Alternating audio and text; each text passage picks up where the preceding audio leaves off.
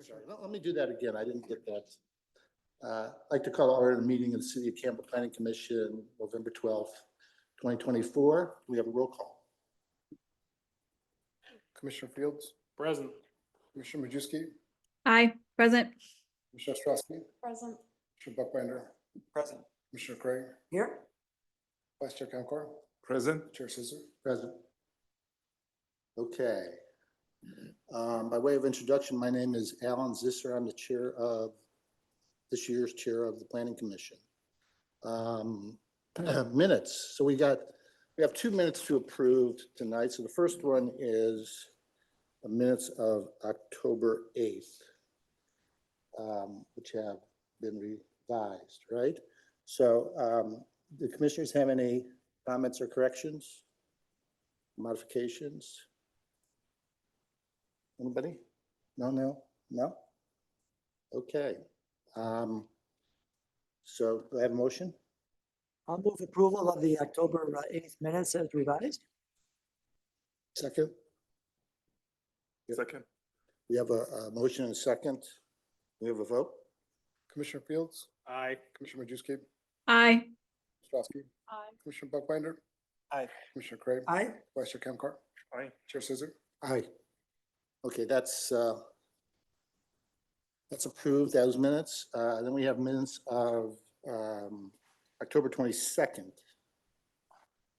Yeah, I have a comment on that one. So for item 3, the zoning code amendment, the notes just reflect the resolution as written, but we had an amendment to the resolution to align the setback, the 4-foot setback for the detached and attached ADUs from the last meeting.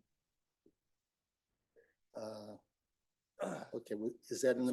Robbie stood, on record, we can enter those into the minutes. On a related issue, I'm just checking with the clerk and Chair Zisser here. I did see a comment come in on the minutes. Just want to check if you wanted to receive public comment, if someone wanted to comment on the minutes. It would be for Mr. Mike McAndrews. If you wanted to speak on the minutes of October 8th. Oh, okay. Well, I'll have to open up the public hearing and allow you to speak, sir. Thank you. Again, my name is Mike McAndrews. I live at 1212 Arroyo Seco Drive, which is the road, the street that would intersect with Denny's right in there. I'm speaking on behalf of the entire neighborhood. So the Pruneyard Dry Creek neighborhood that borders Bascom to the east. We've got a fairly large committee. We're very concerned about the CFA project. But first and foremost, what I wanted to do on behalf of our committee is thank the commission and the staff for considering our comments on the minutes for October 8th. We realized that was kind of highly unusual to do, but we appreciate the effort and the edits that you guys made to the minutes. And so we wanted to make sure that we recognized and you guys knew that we appreciated the fact that this was unusual, and we thank you very much for doing so. If I can just take another minute, we would like to highlight just the top 3 issues we believe still exist with respect to that project, if you don't mind. The Denny's site was downsized to commercial neighborhood from commercial after the first CFA proposal. And a business of the level of volume and intensity of a Chick-fil-A no longer meets the definition. I think we talked about that of a commercial residential type business. Additionally, a business of that nature isn't really consistent with the vision of the city of Campbell that it's set forth in the general plan, which is to protect neighborhoods and create a local town feel. It's a very big business with a lot of disruption. Secondly, the traffic impact study to the neighboring residential streets, we think has been significantly understated. And the reason why we think it's been understated is the traffic study was based on a standard methodology that's used to determine impacts on residential neighborhoods of a business. And the problem with trying to apply that standard methodology is our neighborhood borders three major arteries, Lee, Hamilton, and Bascom, and is already quite frequently used by folks trying to get from one end of San Jose or Campbell to the other with cut-through traffic. So we have considerable cut-through traffic as it is already. Okay. The CFA is it's a high volume destination business. People will travel from 5 to 10 miles away to get a Chick-fil-A sandwich. They're not just Campbell residents. These people will come from all over, and they're going to use our residential neighborhood to do it. And they'll use apps. We tested all the apps. The apps send them through our neighborhood. The other final issue, sales volume. The sales volume that was used to determine the study volume was NIMAN sales. That came from an extrapolation that was done by the planning committee, I believe. What we'd like to see is CFA give us a low and high volume of sales figure so we can use that to do the studying for the traffic. We'd also like, I think, the information we asked for, which was the delivery service, a percentage of sales of delivery service versus people who drive to sit down at the restaurant, which we believe they probably have. Finally, You really have to, I'm going to wrap it up. The only other issue is whether or not we should consider the Cannery site development at the same time we consider the Denny site development, just given the impact on that intersection and Bascom. Again, thanks for the October 8th minute edits. I appreciate it very much. And on behalf of the neighborhood, we wish you guys happy holidays. I got a question. When you say on behalf of the neighborhood, are you a board member or does, On the committee, we have a neighborhood committee of about 20 people, and you are one of those? and I am one of them. I live on Arroyo Seco, so I always have probably a Okay, more vested interest in the result of this. thank you. okay, thank you. Thank you. I'll close that and go back to the minutes of, you mentioned that, that it's not included, that we adjusted that setback. So that's done in the minutes? It's not in the minutes. The Okay. minutes are just written per the draft resolution that was in the packet without. Okay. Can we make sure that, that adjustment gets made? I have something real minor. Does anybody else have anything? Anybody else have anything on the October 22nd? I have on page 22, I'm sorry, page 22 of the packet. It's 7 of 11.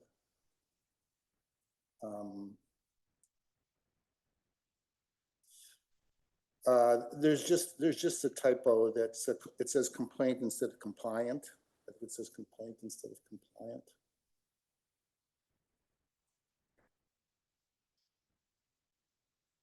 Somewhere.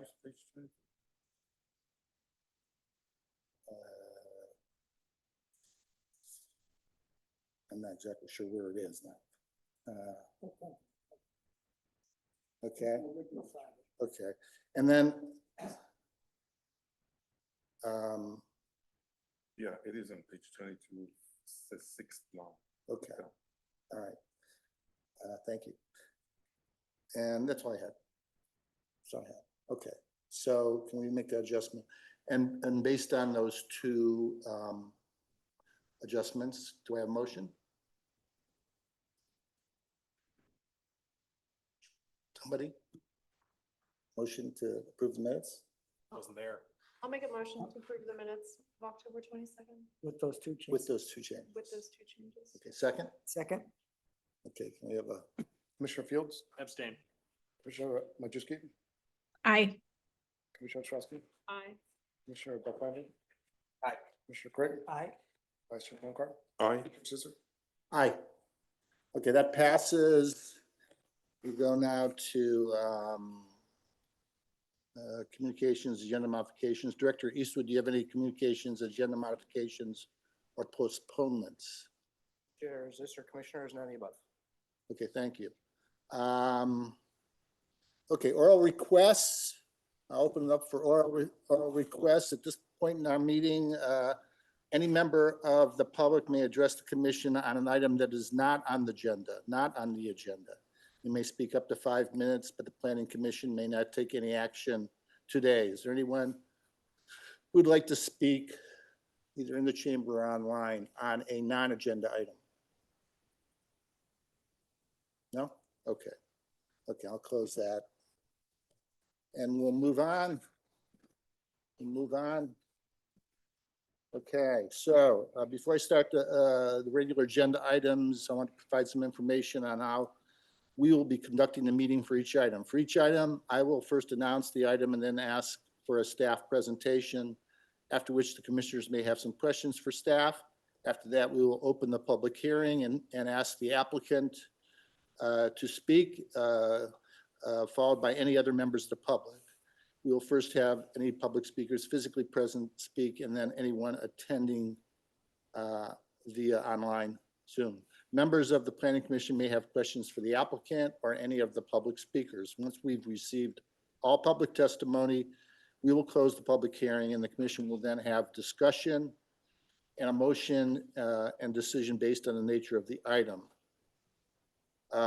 Before we start on the items, commissioners, do you have any disclosures regarding items on the agenda tonight? Commissioner Fields? No. Maggie? No. I visited the sites, but that's it. Anybody else? No. Okay, I visited the Milton Avenue site, and I also visited the Zopio's, what's it called? Doppio Zero site, as well as the site on First Street. I just walked by. Should add the 7-Eleven is about 16 from where I live. I think with it all the time. It's all over 500 feet. I just want to mention it's in my neighborhood. All right.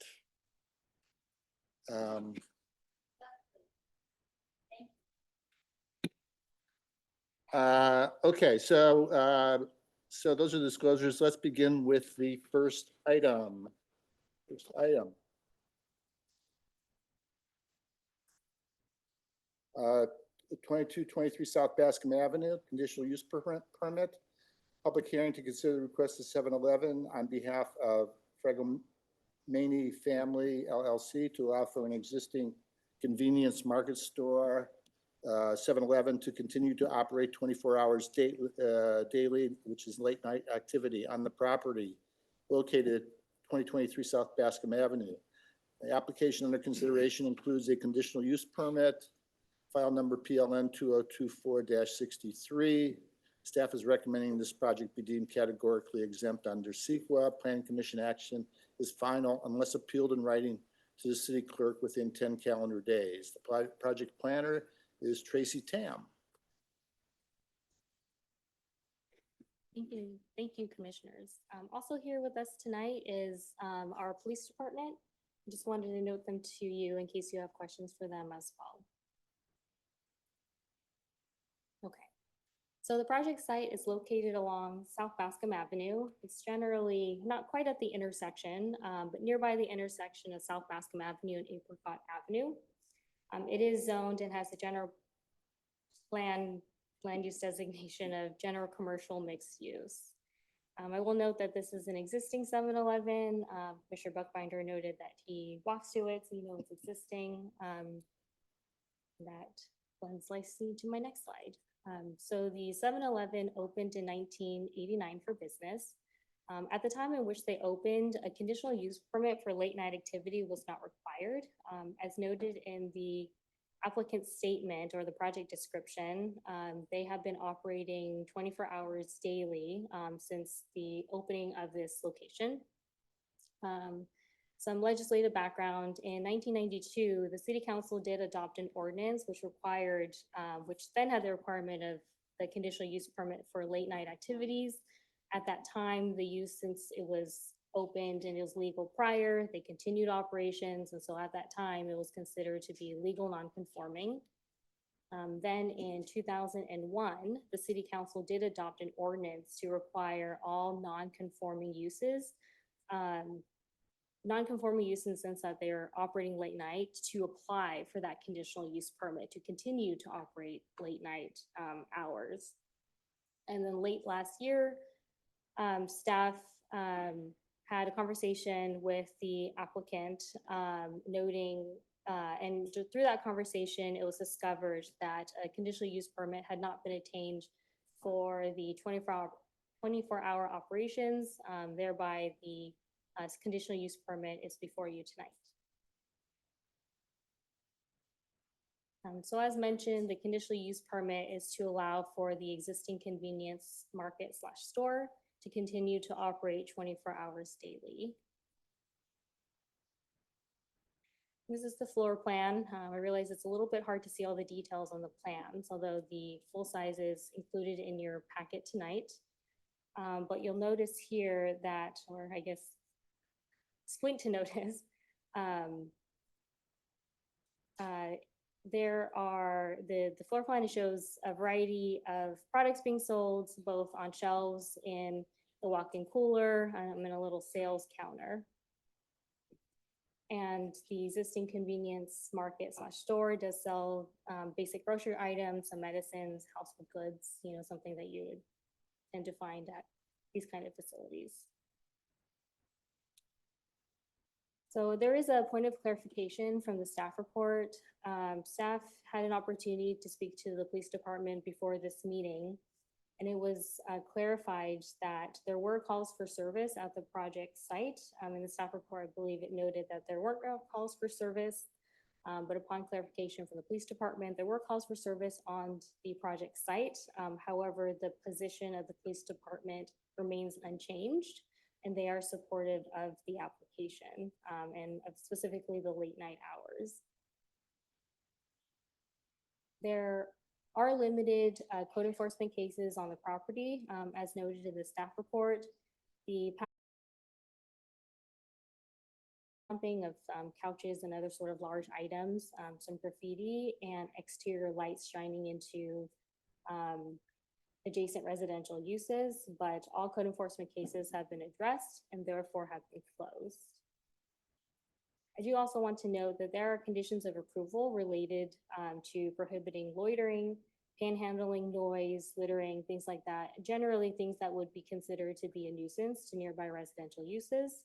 And the applicant, in the applicant project description, which has been included in your packet tonight, they do mention that the operators are required to do regular site walks to clean up any kind of debris, patrol the site, and discourage any kind of loitering or potential panhandling that could occur at the property.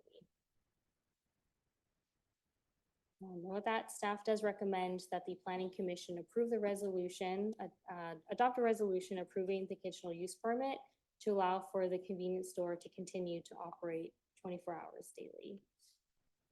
And that concludes staff's presentation. The applicant is also in the audience as well, should you have questions. Okay, so let's start with questions from the commission. Commissioner Fields? Thank you for the report. Why was it 22 years in between the council ordinance and then sort of catching it? So staff was not aware of the 24-hour activity, or rather the history behind the 24 activity, into the conversations late December last year occurred when the applicant had made an appointment with staff to discuss some changes they were thinking of making to the property. Upon that conversation, staff started looking into the permit history and discovered that there wasn't a conditional use permit that was submitted and valid. And so staff encouraged them to come in for the application, in which they did shortly after. When we make policy changes that could broadly affect a set of businesses, how, like if we did something similar now, how does the city audit whether we've contacted any businesses that would be impacted by a change that requires them to do a conditional use permit? Like looking forward, how would we catch something like this? This isn't a huge deal. I'm just curious of like process wise. So for these kind of code changes, It's usually that these kind of things come to light when a code enforcement case is submitted to the city. And so should someone had submitted, at least in this particular case, if someone submitted a code enforcement case citing like late night hours or operating, and then staff would take a look into that and then through the similar process, schedule a meeting with the applicant. And then encourage them to submit for that conditional use permit. We do have mechanisms in place through our code enforcement arm, if you will, to obtain compliance to our municipal code.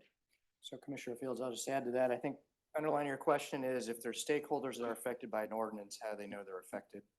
I would say typically, I can't speak to 22 years ago in the cases, but typically today we would outreach the stakeholders ahead of the ordinance and get their participation and make sure they're engaged. And the due diligence would be once the ordinance is stopped to reach back out to the stakeholders and let them know, i.e. 7-Eleven in this case. Those are my I questions. can Oh, cool. speak to 22 years ago. In fact, there were notices mailed out to the known operators of businesses that were operating in late night hours. I don't know if this was one of them, but I do know there was an effort to make outreach at that point in time. Great. Thank you. No questions. Any questions? To be clear, like, what exactly is changing? Is the conditions of approval involve any new things? Were they doing the site walks before, or is anything changing here, or are we just signing papers? Well, we're trying to legalize the late night activities, which is generally defined as businesses operating between the hours of 11 p.m. and 6 a.m.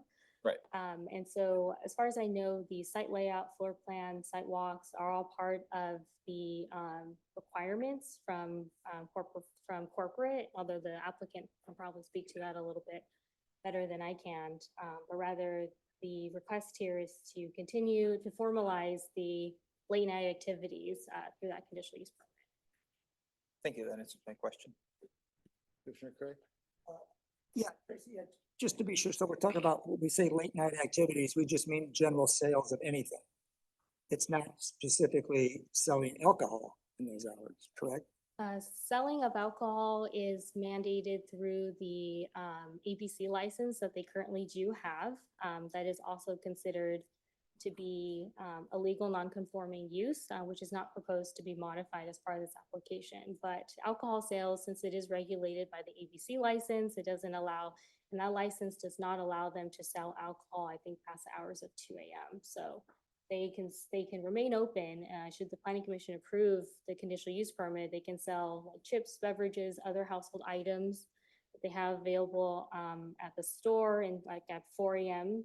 But certainly would not be allowed to sell alcohol at the time as their ABC license does not allow them to sell alcohol. Okay, and what is that time that they can't sell alcohol? Is it 2 a.m. to 5 a.m. or? 2 a.m. to 6 a.m. Oh, okay, and that's just stay, okay. That's correct. Thank you, just wanted to, thank you. Commissioner Camper? Thank you, Mr. Chair. My question is regarding the calls for service. You know, do we have a few samples of what they were? You know, I know they've been handled and they've been closed, but I'd like to know the nature of them. If I can get. And I'm presuming you're speaking about the police department calls for service? That instead of is the code correct. enforcement? Okay. The police department calls for service. I just want to know what the natures were. Thank you. Good evening, Commission. Turn it to green. Green. Good evening, Commissioners. Captain Brad Rice, Sergeant Lee Heitzman, who oversees the administration.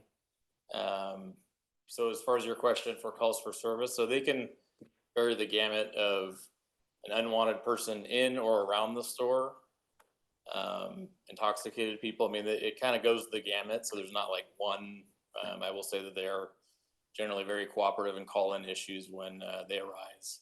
There can be domestic violence issues in the parking lot that maybe other people call in. So it kind of goes the gamut, not one thing or another, if that makes sense. They all count as calls for service. Correct. And even if we were to contact someone on our own at the parking lot. Okay. But none would be like sale of alcohol to minors or something. Okay. So No. wonderful. Okay. Thank you very much. Thank you, gentlemen.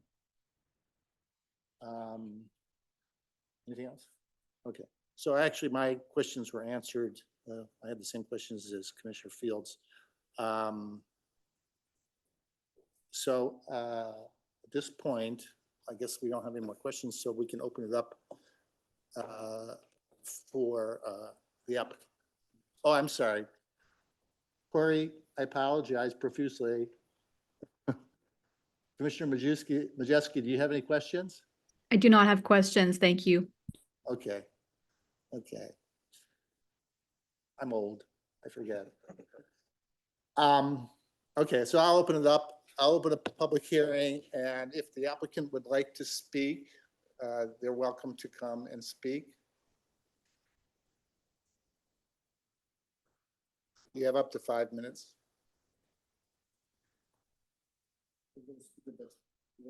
Little icon.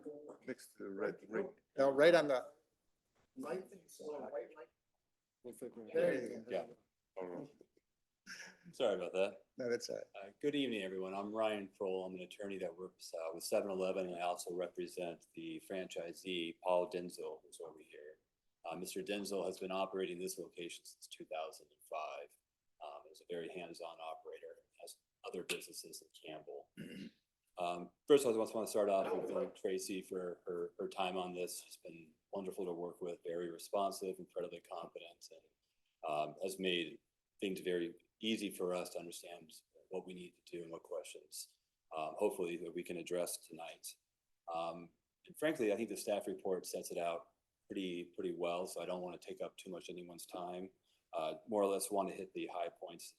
Many of the questions asked were what I was going to say, but bottom line is this request is not going to change any of the operations. This location's been operating same way for 35 years.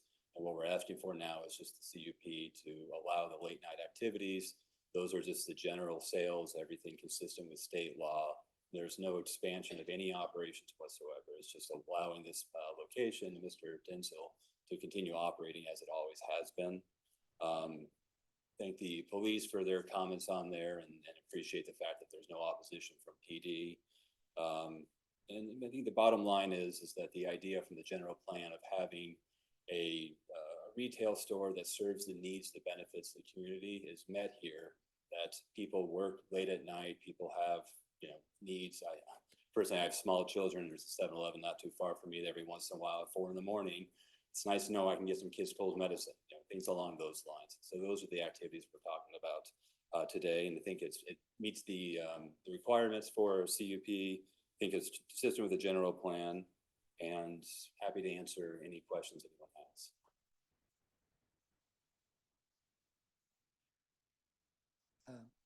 Commissioner Cantor. Thank you, Mr. Chair. So thank you for bringing up the subject of health. So do they sell fresh fruit? Yes, there's fresh fruit, there's sandwiches, there's salads, there's an entire section of fresh foods that are there. Okay, I appreciate Yogurts it. and whatnot. And a lot has changed since. Right, okay, thank you. Okay. I actually failed to say, I was actually at that 7-Eleven last night. I failed to disclose that because I was actually there to buy some potato chips. Or fresh fruit. And get some change. I need some change for the laundry. Okay, so actually I've been by there, and to me, this is straightforward. This is just a technicality. I do have one question. There was mention about dumping, which obviously you don't have control of, but is it common that there's dumping like in the next door? Is this in the next door parking lot? I asked Mr. Denzel, and I asked, there's a 7-Eleven representative here, the market leader, and they weren't sure what the couch dumping was. I did see that twice, and that's unusual, and unfortunately, we don't have any information to share as to what that was. Well, there's that big parking lot right next to it that I wouldn't be surprised. Yeah, it could be that, and okay, so you don't have any information on yeah, I tried to get as I had a feeling there might be a question about that, but we didn't know. All right, okay, thank you. I don't think we have any more questions. Thank you. Thank you. Is there anybody from the public that wants to speak on this? Okay. We do, Chair. We have Janet Alvarado. Is she online? Speaker card. Should be here. Oh, Janet? Want to come up and speak on this item?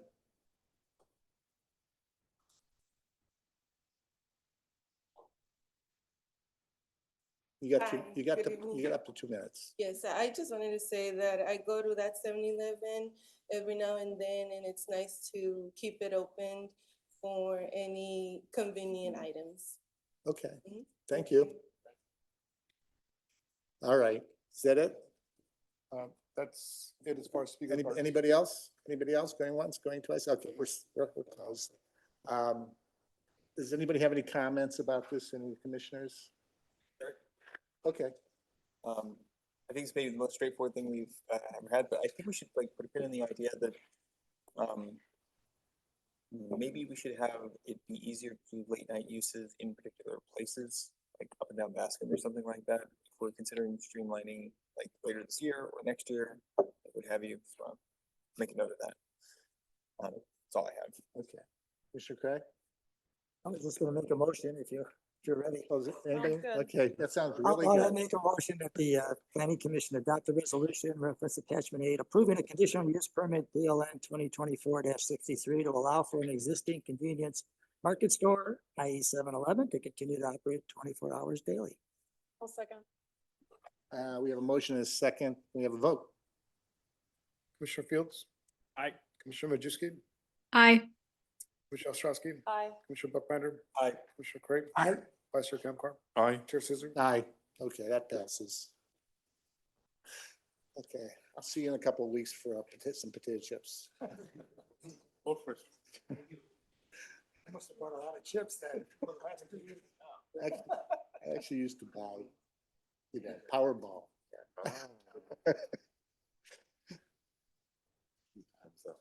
Yeah, wasn't gonna say it, but.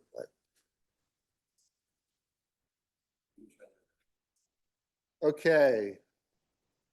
Item number 4 on the agenda, 110 North Milton Avenue, appeal of offense exemption decision. Public hearing to consider an appeal of the Community Development Director's.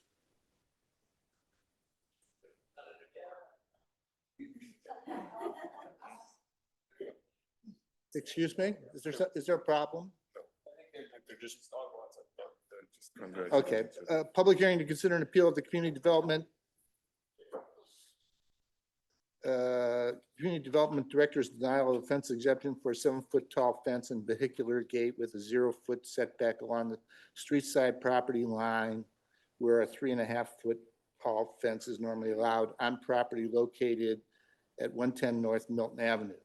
The application under consideration includes a fence exemption permit, file number PLN 2024-75. Staff is recommending that this project be deemed categorically exempt under CEQA. The project planner is Tracy Tam. The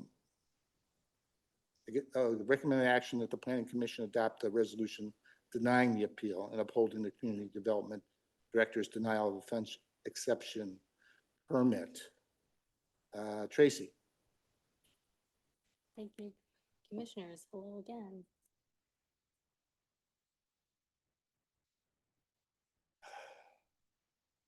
So the property is a single-family residential property located on the corner of Hitchcock Avenue on North Milton Avenue. The property is surrounded by detached single-family uses, and it is located next to the Campbell Community Center, shown on the slide there. So the property owner requested a fence exception permit, which is typically decided by the Community Development Director. But obviously this is brought to you tonight because the decision has been appealed. The fence exception permit requested a 7-foot tall fence along the street side property line as noted in the pictures there. Also noted in the pictures, you notice that the fence is there, so it is existing and it was built without city permits or approvals. The Campbell Municipal Code allows fences not exceeding 3.5 feet tall in any kind of front, side, or rear yard. As kind of noted on the diagram, the top diagram there.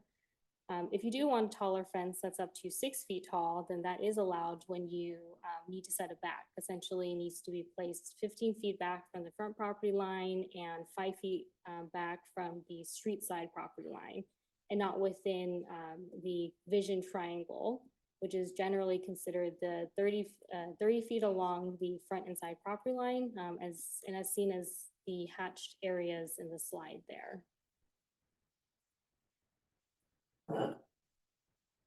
Now, a fence exception permit is required to allow for lesser setbacks and greater fence height. However, the design criteria in the Campbell Municipal Code does still need to be met.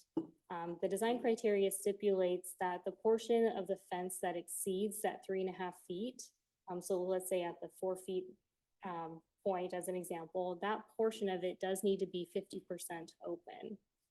So as an example, a 6-foot fence could be allowed along the street side property line if it's like a wrought iron fence. That would be considered 50% open.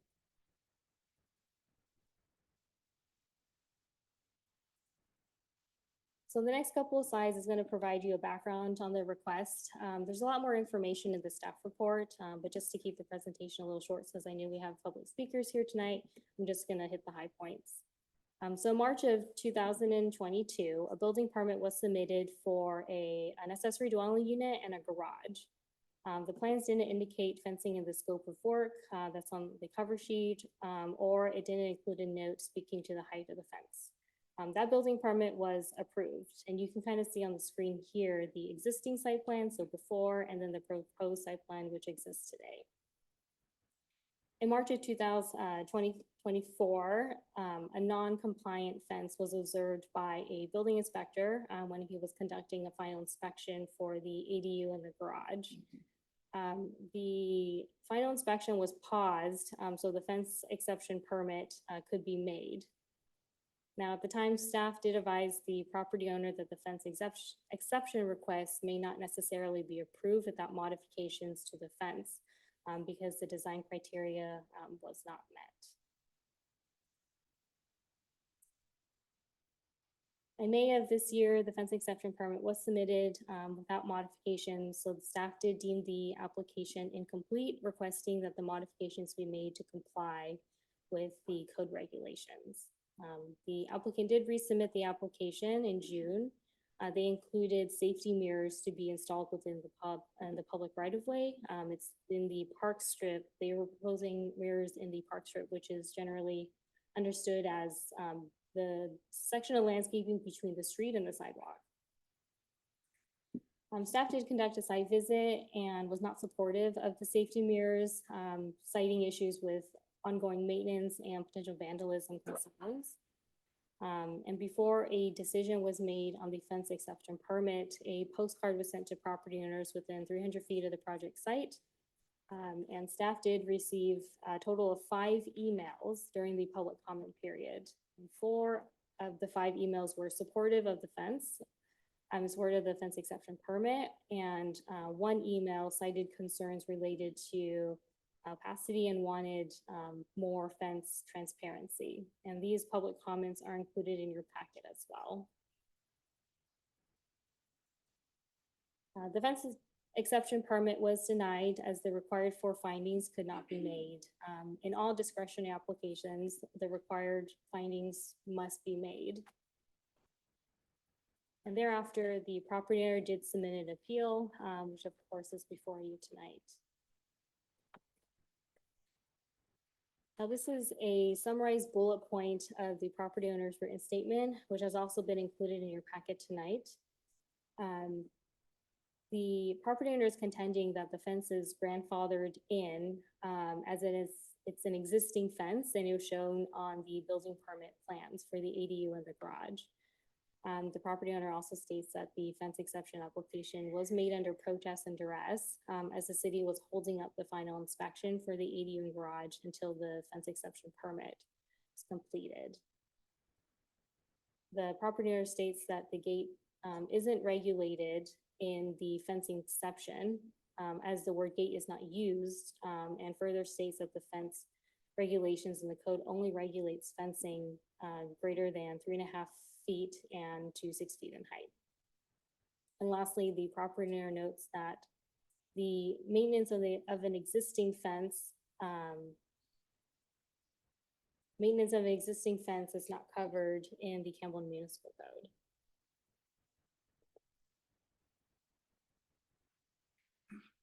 So I'm going to speak a little bit about the purpose of the vision triangle. The purpose of the vision triangle is really to allow for safe turning movements and adequate visibility, so then that there reduces or prevents any kind of vehicular and pedestrian collision. Staff contends that there is inadequate visibility here, and the proximity to the community center does increase the concern because there is a pedestrian access to the community center through this neighborhood. So there's the potential that a lot of people are walking on the street to get to the community center.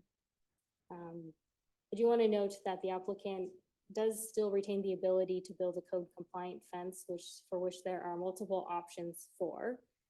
Staff is not saying that the property owner can't have a fence, but rather the fence just needs to be code compliant.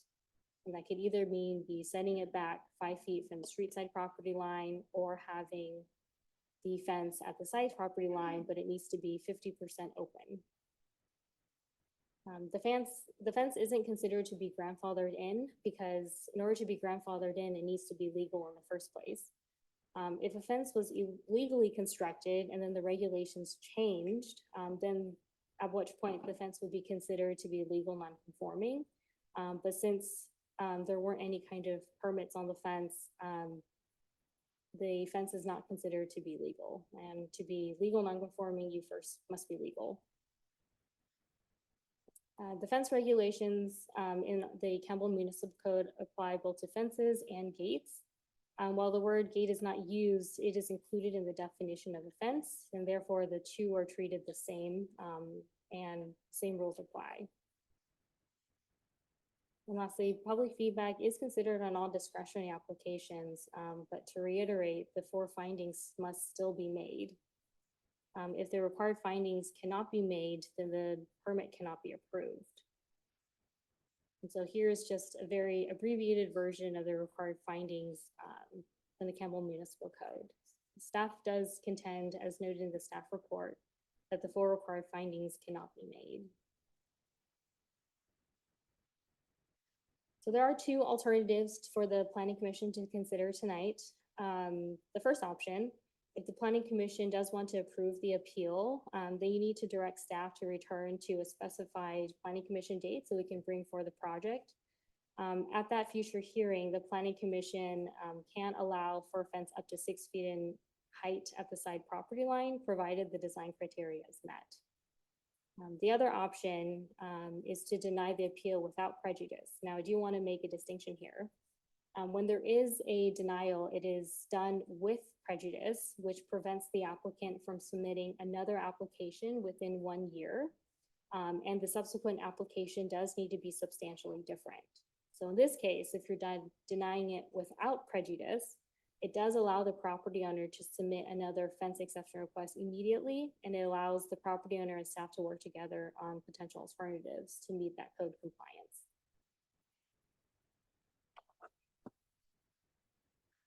And with that, staff does recommend the Planning Commission uphold the Community Development Director's denial of a fence exception permit. This does conclude staff's presentation. I do want to note that we have 2 members of our Public Works staff here as well, the traffic engineer and our senior engineer in the audience, should you have questions.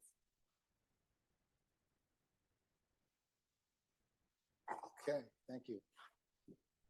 Yeah, all the information was very comprehensive. Appreciate putting it all together, including the applicant's information. Why don't we start with some questions? Davis? Yeah, sure. Just sort of a specific clarification. Does our fence policy allow for a fence on the 0 foot line? If it's like, could they come back and say, we want a 6 foot tall fence, 0 feet from the sidewalk as depicted? Because this mentioned sort of, how about instead they do a 5-foot setback, but I wasn't clear whether that was like a suggestion for like aesthetic reasons, or like, could you help me understand that one? Right, the 5-foot setback is for a couple reasons, also for aesthetic. It's to prevent sort of like a walled-in community. So if you have a sidewalk and a fence right behind it, and let's say if the whole street's like that, it creates this kind of closed-in environment in which the 5-foot setback is intended to avoid. The applicant could have a 6-foot fence at the property line, provided that it is 50% open. So I had mentioned in my presentation, like a wrought iron fence is something that would be considered 50% open, rather probably more than 50% open. And it would be allowed at the street side property line. Got it. Completely different question. If we were to either of the actions sort of proposed, are those appealable actions to the city council, or does this sort of rest with this commission for decision making, Actions taken by the commission are appealable to the city council. including this? Okay. Those were my 2 initial ones. The 6 feet versus 7 feet, what's the distinction there around those 2 options? Well, a 7-foot fence is not allowed in this area of the city. I believe a 7-foot fence might only be allowed in the Campbell Village area of the city. And so the rest of the city is prohibited from having a 7-foot fence, and a 6-foot fence is the maximum here. Okay, even with an exemption? Correct.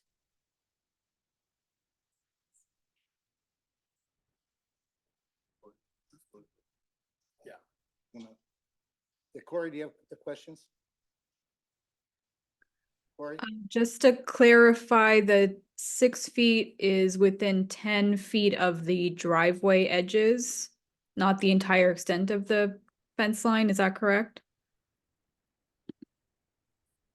I'm sorry, would you mind restating the question? Oh, so the 6 feet requirement, or under 6, sorry, 3.5 foot requirement is within 10 feet of the driveway edges. Is that correct?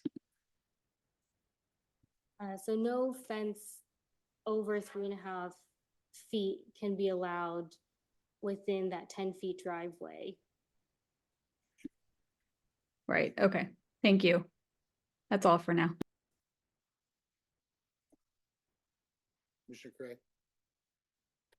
Tracy, yeah, thanks for the report of this. This is really a little bit involved here, but so the issue with the fence, the fact that there's the driveway there, or would there be an issue even if there wasn't a driveway and a gate? There would still be an issue with the driveway because the fence is. No, if there was no driveway and there was no gate, it was just a fence, would there still be an issue? Oh, yes, It there would would still be be. the issue. Right. But it's not a safety issue in terms of cars driving, turning from Hedgeguard and onto Milton, or Milton onto Hedgeguard? Or is that the issue?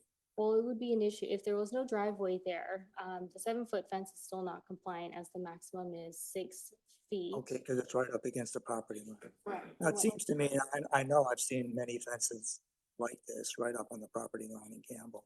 I don't know what many means. I can point to 5 in my neighborhood. So are those are all non-compliant? Correct. As far as I know, the fence regulations have not been changed. So if you do see fencing that is 6 feet at the property line, and permits were not submitted for and approved, then it would be considered non-compliant fence. And this type of fence, I mean, the design and the height of the fence and the gate look pretty common, what you see quite a few places. Well, I do happen to know that just right across the street on Milton, that house on that corner, and also at Hedgeguard on the side, their fence has to be 7 feet and it's right up on the property, right next to the sidewalk. So that would be one. So I guess we just find these non-compliance as they come about, right? With somebody doing an ADU or something else, but there are quite a few of these. Oh, I guess that's my question for you. Do you think that the city does have quite a few fences like this that aren't in compliance, or is this kind of a? I mean, it is possible, but our mechanism is usually, at least our code enforcement is complaint driven. And of course, when there are permits pulled for other kind of work and our building inspectors go out, they do note things to be corrected to. I'm just kind of trying to wonder if my observation. The vision triangle element that we have in our ordinance, I take it Campbell's not unique in this. Is this pretty common for every city? It is pretty common. The purpose of it is really trying to reduce any kind of vehicular and pedestrian Sure. collision. And so we do want to keep the area clear of any kind of obstructions to allow. Yeah, no, I understand what, Mhm. so it does, I'm Yes, gonna rush it you. is- I it know is there's a lot of common people there. here, but so is it, yeah, is there, I was gonna say, is it the great majority of cities in Santa Clara County would have this provision? I you would say so. It's definitely not a Campbell unique concept. Bill, I have just a question for you then. So now we have this public meeting and we're talking about the vision triangle and the safety issues, et cetera, et cetera. And then we decide that we're gonna leave it as it is, and then let's think, the unthinkable happens next month down the road. Some kid's walking by and gets hit by a car coming out of that driveway. Is the city liable because we discussed this and approved it? Is there any city liability issues that could be involved in approving an uncompliable fence and gate? Potentially, there could be, yeah, it would be a difficult case for someone to make, but I have seen published decisions that where there's considered to be a dangerous condition of public property created by a condition on private property. So who knows, I guess. I'm just wondering, because we're talking about this and we're talking about the safety issue, because that's kind of the main issue. One of the main issues, certainly. And then, and I guess you did talk about this, Tracy. So the open fence, so like a chain link fence or a wrought iron fence that just has open, those qualify as 50% open, right? That's what we mean by open. Well, unfortunately, chain link is not a permissible fence type, Oh, but it's not, certainly a wrought but if iron- it was, okay, anything Right. like that, yeah, with the wrought iron. Okay. Right, that would consider to be 50%, or rather more than 50% open, but the requirement is 50% open. Okay, let's see. Oh, again, just, these things come. So if the ADU that they're proposing was going to be built up right up to the property line on the sidewalk there, would that be allowed? Under current ADU law, I don't believe it is. I believe the city still wants a vision triangle separation, really, any obstruction, if it's fencing or if it's the ADU. I believe that is in the draft that you may have seen a couple weeks ago. So an ADU would still need to keep clear and outside of that vision triangle area. Okay, and just one final question. I know so the alternative resolutions that you put up there was without prejudice, and then maybe the homeowner would deal with the staff. But my question is, haven't you already talked with the homeowner about some compromise? And has that already happened, those talks, and did they not pan out? Right, so Seth did communicate with the property owner and offered to meet with the property owner to see if there are any kind of solutions that can meet the needs of the property owner while still satisfying the code requirements. Unfortunately, the resubmittal did not offer any changes to the fencing, but rather proposed safety mirrors, and that was their proposal to satisfy the findings. Unfortunately, that's not something that Public Works or city staff could support. So there was a little bit of that to see if we can find solutions to satisfy code compliance while also meeting, understanding the property owner's position. Okay, all right. But at But least there's that room for allows more for, talks. right, that does allow for, the other alternative does allow for the conversation to continue to see if we can have more. Thank you, Tracy. Thank you. Commissioner Buckmeyer? The only question I had was, so the applicant claims that the fence, although it says 6-foot fence, not 7-foot fence, the plans with that written on them were approved. Was that an oversight on the city's part? So the site plan on, and I believe what you're referring to is the photo sheet, which should show the 6-foot fencing. The photo sheet and the existing and proposed site plan did have the fence symbology, which is generally understood as like a square with a line through it. That implies a fence is there. However, in staff's position, it's very common to have code compliant fencing, and there wasn't a note as far as how tall that fence were to be on the site plan. And so staff had made the assumption that it was code compliant fencing. Obviously, it wasn't discovered until the building inspector went out to conduct a final inspection on the EDU that something larger or taller rather was on the property. So, sorry, I'm not quite following. The architectural site plan says approved plans, just says it has a line with the squares on it implying there's a fence there. Right. Doesn't say how tall it is. The previous page, the photos page with legend pointing out the fence, it does say 6-foot wood fence on it. Correct. Was that not seen by the city? It was seen by the city, but again, if we're looking, the purpose of the photo sheet is really to illustrate like what is on the property, not necessarily what will be existing on the property. And that's why we look at the site plan to see what is proposed and what will be existing on the property. But the site plan didn't note any kind of fence height. And so staff and, code compliant fencing is not uncommon. And so staff saw the line work and thought, okay, well, there's no notation of the height of the fence. So it made the assumption that the fence there was code compliant. Okay, because the only reason it was, the only place that the height of the fence was mentioned is on the photo page, which is not like part of the application that describes the fence in that way. Staff didn't notice it. Right, until the building inspection occurred for the EDU. Okay, and to be clear, what's written on that page is also not what's there. It's a 7-foot, not a 6-foot fence. Correct. Okay, those are the questions I had. So something to add to that, because I know it's a part of the appeal statement on what was reviewed and approved as part of the building permit. So there's a philosophy in community development department, when building permits come in. There's two polarities of how you can review an application. One is to make sure each and everything shown on the site plan absolutely meets the building code and has building permits. I'll say if departments take that philosophy, usually building permits take a long time to go through the process. So you have to review every part. The other part is to focus solely on what's proposed as part of an application, ignore the rest of the property. And oftentimes you can miss things such as a large industrial building on residential property. Generally, what I've told our staff is somewhat in the middle. They don't have to evaluate each and every spec of a building permit on the property. They review if something is out of place. So for example, on a single family residential property, there was 6 homes or an industrial building, that would be a flag. Or if it showed a 12-foot fence, that would be a flag. But generally fences, accessory buildings, additions to homes shown on properties, if they generally would be allowed in that district, our staff doesn't do a detailed permit descriptions. I just want to give the planning commission a sense of how our staff goes through and reviews those plans. They focus generally on the application. I will say in state law, there is a huge emphasis on processing ADUs as fast as possible. So there's a second emphasis on focusing on trying to get ADUs permitted as quickly as possible.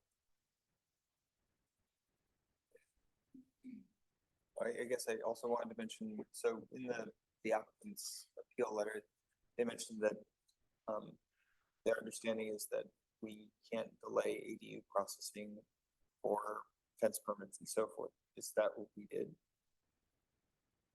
So a final inspection was withheld until the fence exception permit was submitted.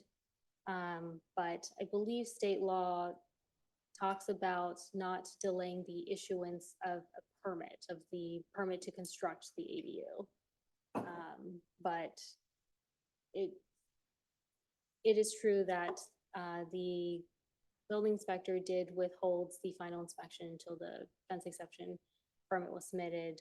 Once planning staff understood the delay of the final inspection, we informed the inspector to please move forward and not hold the final inspection for the ADU waiting for the fence exception permit. And so the issue was rectified.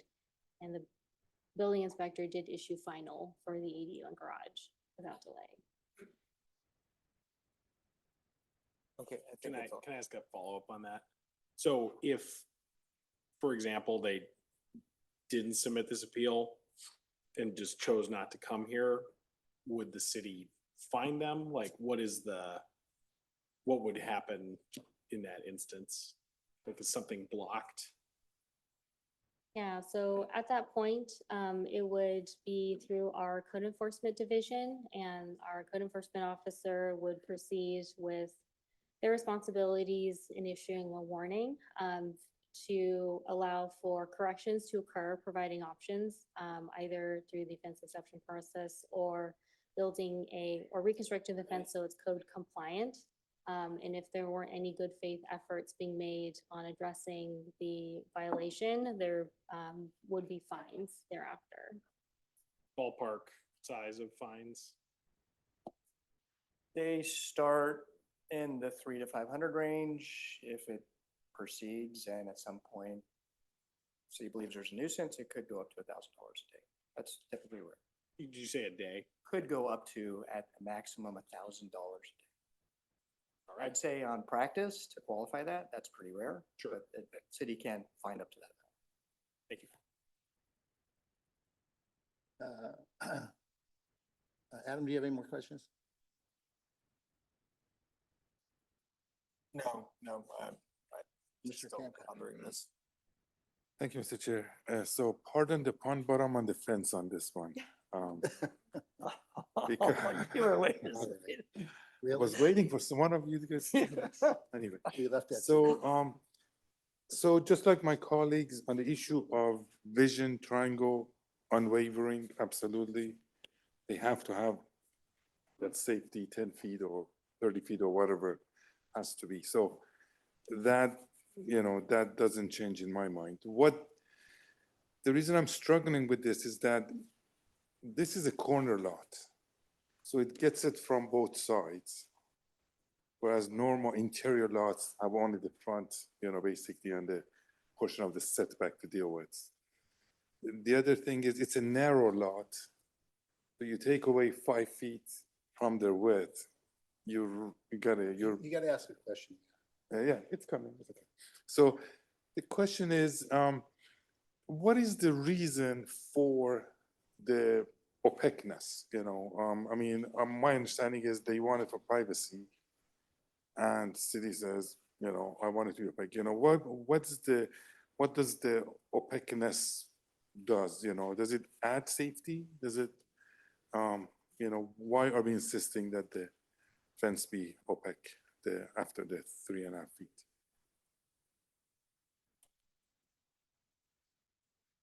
Maybe Public Works in case you wanna, but you don't have to, but just, I'm trying to understand the logic of the opaqueness. Well, I think, as Tracy alluded to, this is in terms of just the fence along the property line. This is an aesthetic issue. Try to have some openness along the street corridor, so it's not walled in by 6-foot fences along the entire street. The idea is you push those fences backwards, so you have landscaping that buffers between the sidewalk and the fence. Or barring that, you can have a fence exception where if the city finds it appropriate, you have, say, a 3.5-foot solid fence, and then the height beyond that is transparent 50%, again, to provide some level of openness inside the residential neighborhood. It's about the urban fabric. Okay, so then the follow-up question becomes, if the bottom 3.5 feet, I'm thinking as an engineer, bottom 3.5 feet is solid, and then the other 2.5 feet until they get to the 6-foot mark. Let's say they put slats that are angled, strategically, where you get the openness, but you get the privacy as well. Would that have met the department's approval? We'd obviously have to look at the specific proposal at hand, but what we're really looking at is the 50% openness. And so some other folks, what they have done is having the portion above the 3.5 feet to be like lattice. I'm not sure if that's what you're referring to as wooden slats. Or if it's done in a Yeah, non-lattice I guess fashion. lattice is crisscross. I'm thinking about just straight slats, just like, think of a mini blind, whereas you turn the thing and slats turn and gives you privacy, and now they would be some sort of a thing, but with wood fencing that doesn't, would that? Like what? Kind of louvers. Like a louvers, thank you, think of a louver, but where the 50% opening is there, so it meets that portion of it, but it's angled so that vision-wise, you get your privacy. Yeah, I mean, we would have to look at the proposal, and that's certainly one opportunity to explore. There's also other opportunities too, where I've also seen, sort of like a, mesh wire at the top to allow for that 50% openness. So if you think about, to your point about the 3.5 feet fence being solid, and then thereafter it's like a metal, like Brackets mesh or kind of whatever. fencing, that, would satisfy the design criteria for 50% open. So it is possible. And then anything, and so can there be lattice after 6 feet or nothing after 6 feet? Well, so that's a great point to bring up. I do want to have a point of correction here where additional heights and fencing could be explored via the fence exception permit process. I believe I may have misstated that earlier. I see. But to your question, the 50% openness would have to just be explored past that 3.5 feet. Got it. And so if they wanted to do lattice, or other kind of, I've also seen, perhaps not in this jurisdiction, but I've seen, where sometimes they'll do like a decorative metal paneling, Right. in addition to like a wall or something like that, to have like that openness as well. I see. And then the other question I had was regarding,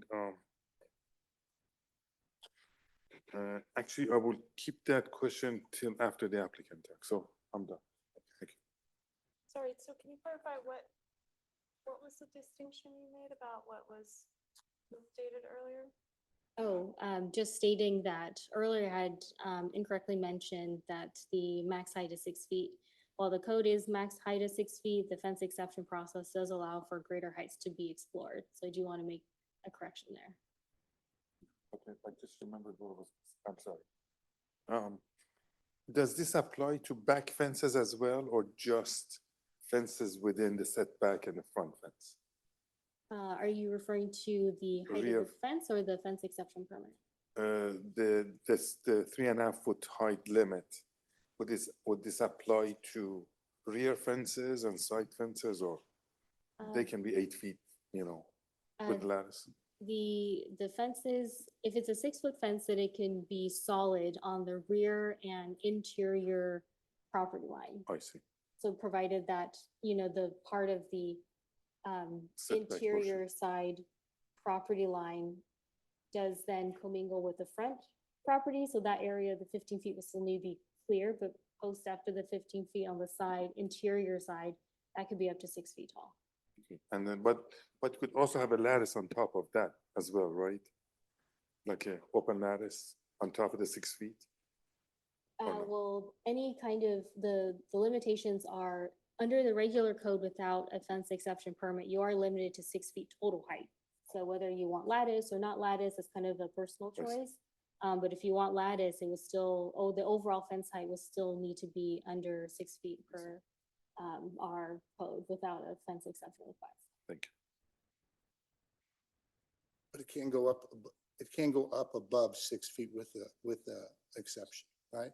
And I just want to take issue about the 3.5 feet, because the way I read this was depending on the height requirement, it would be 3.5 feet if you have a visual issue, right?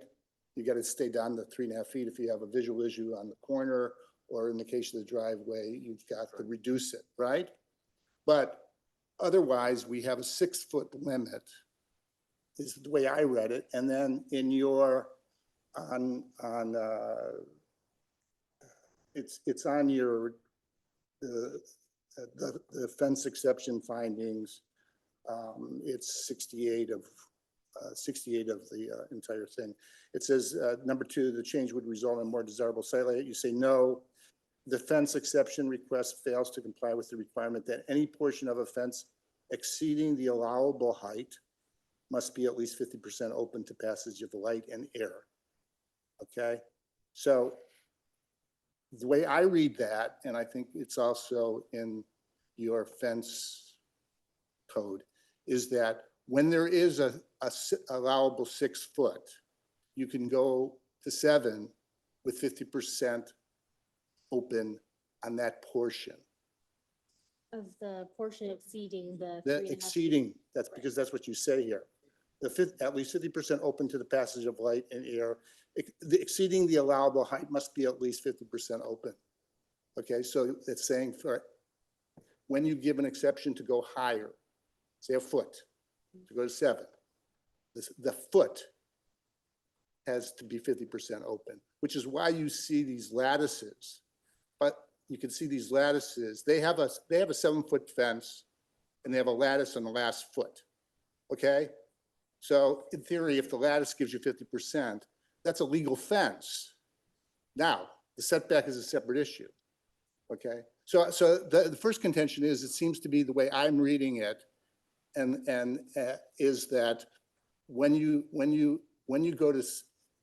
legally allowed to do 6 feet, you can exceed that with an exception as long as that portion is 50% air open. Okay? Is that the way you're reading it? Yes, I think probably to draw a distinction is that the fence along the street side has a 3.5 foot height limit. So we're talking about the height beyond 3.5 feet. That needs to be 50% open.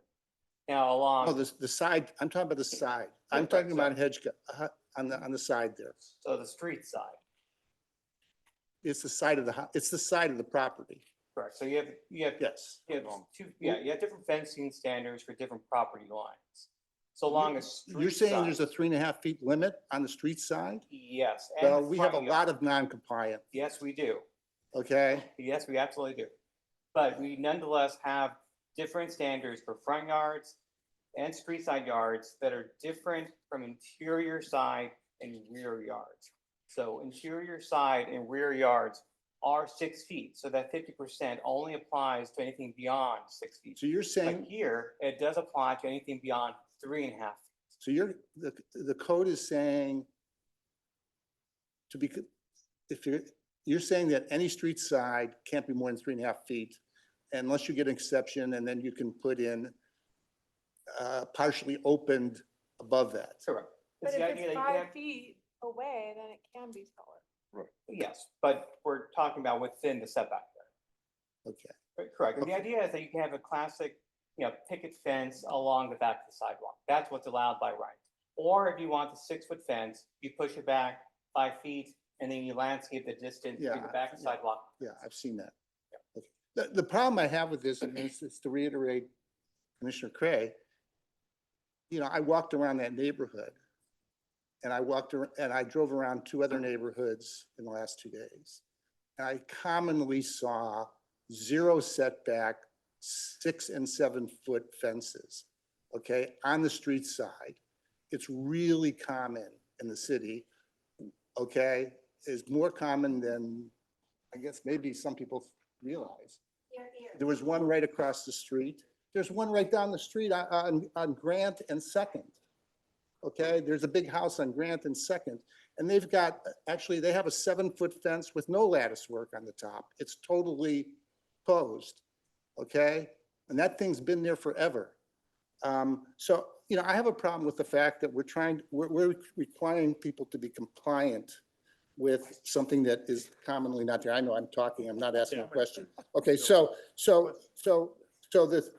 you clarify, you're saying that the code says 3.5 feet on the street side, okay? And that can be 0 setback, okay? And then if you want something taller, you have to have a 5-foot setback. Is that what we're saying? Yes. Okay. And then you can get exception and even go a little higher if you put something up. Okay. Yeah. Okay, so can you put up the Google site thing from 2000, whatever the last 2000 and something was, that showed the way it was I think before the present owner bought it, at least supposedly, right?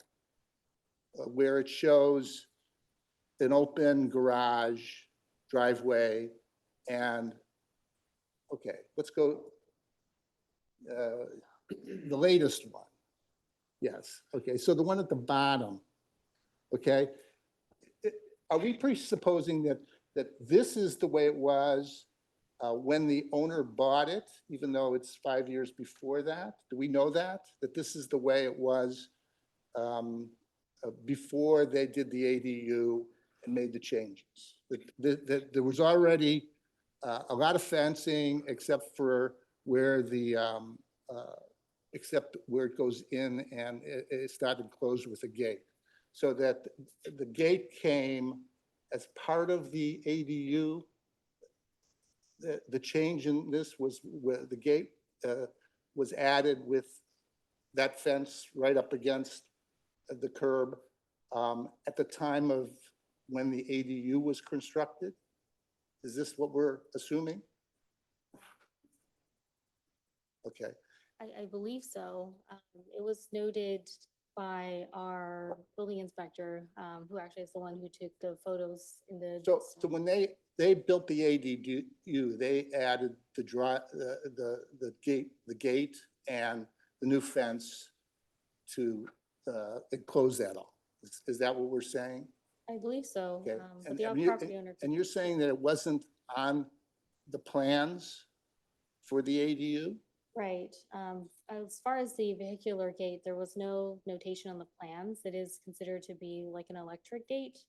And so it's not manual. And so that any kind of electric gate would require a building permit because fire department also needs to look at it for safety and. So what the city is saying is that when the ADU was built and they added this portion to fully enclose, including the electric gate, that should have been part of the plans?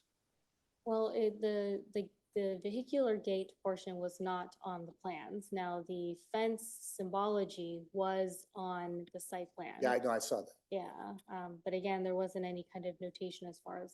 I That can they were going recall. to do this construction of a gate with the fence being, the gate's 6 or 7 feet tall too, right? I mean, it's the total height, right?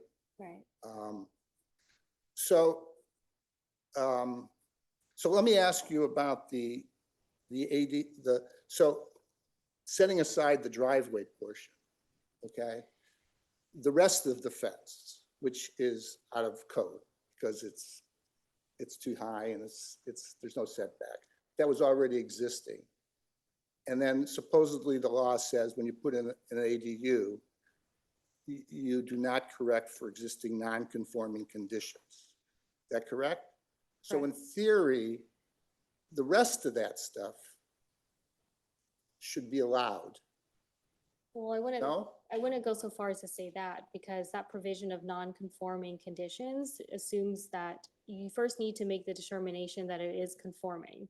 And in this case, the fence is not conforming even though it had existed. And so say, for example, if there was a, like, let's say a shed, or I know it's not a great example, but there was something that was permitted, allowed on the property and the rules have changed in there.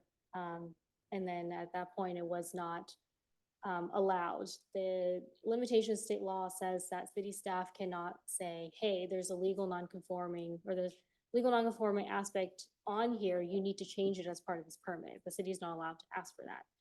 But the fence in this case is not considered to be conforming, and therefore that provision under state But law you just doesn't said it's apply. legal non-conforming. Is the fence legal non-conforming or is it illegal non-conforming? The fence is illegal. It is not conforming. What is a legal non-conforming? I'm sorry. But the law states existing non-conforming conditions. I don't have it all in Oh, I front. think, I mean, broadly, it could probably be read both ways, that it was legal, non-conforming, or just simply legal, but that doesn't shield you from subsequent enforcement action. It's, I mean, simply intended not to delay issuance of the AD building permit. I mean, so even if this fence had been existing when he had submitted for his ADU permit, we couldn't hold up the permit But we could have certainly gone after the property owner subsequently through normal code enforcement efforts. All right, so you're reading it in that way. Is that, Bill, do you agree with that? Yes, I agree with that. We could not have placed a condition on the ADU that they do something with the fence, I but see. we can pursue code enforcement regarding any illegal use of the property. Okay, and let me ask you about the gate. First of all, can it be 6 feet or does it have to be three and a half feet? If it's located along the side within the 5-foot setback, it's required to be 3.5 feet. Okay, and then there has to be such that there's sight lines, right, on both sides, right? Correct, So there has to be angles. correct. All right, and so let's move to the corner. Okay, so on the corner, we're really talking about the sight lines when somebody is driving north on Milton and turns right on Headgard. That's the problem, right? Okay, it's just that one. It's that turn from Milton to Headgard, and they have the 7-foot fence. Not recessed from the edge of the house, okay, I believe. I don't know if you have the picture, but you know, one of the things I noticed about that whole thing at the corner was that, first of all, the homes the front of the homes have a shorter setback, it seems. I don't know what it is, but it's not what you normally see in a lot of neighborhoods where the house is 25 feet back. Looks like it's more close. I didn't measure it, but it looks like it's fairly close to the street, relatively speaking.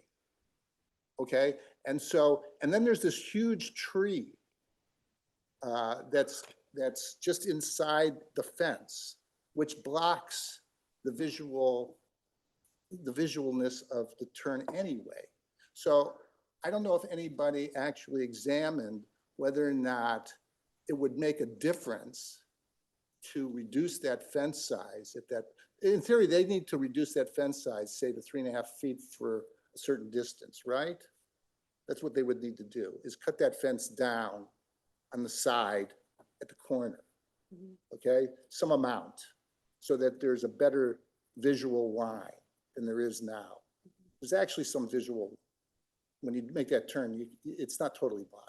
But there's also an incredibly huge tree that blocks that already. That's probably been there for 50 years or more.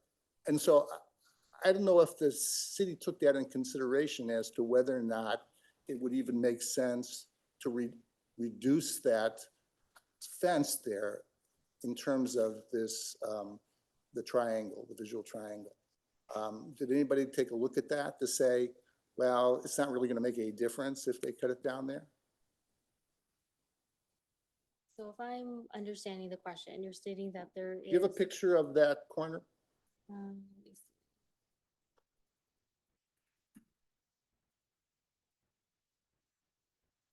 I think you do, somewhere. Yeah, maybe you did the Google like that.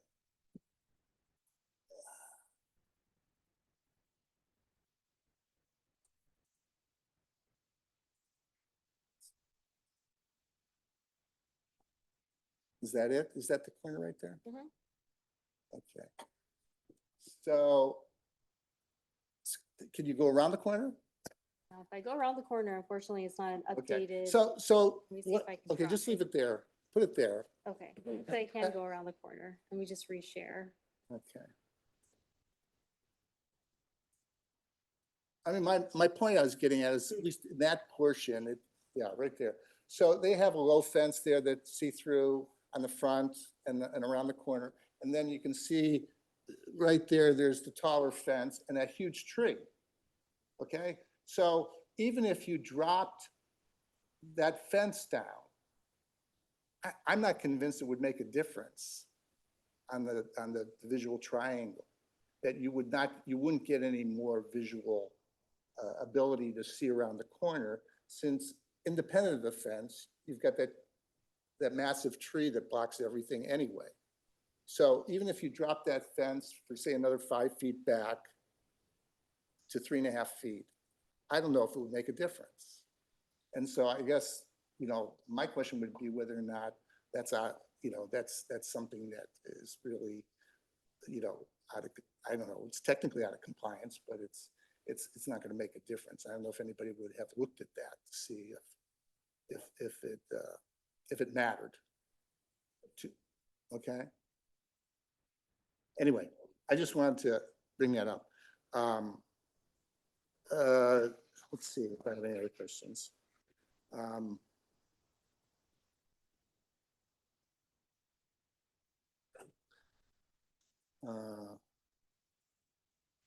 No, I think I've covered everything.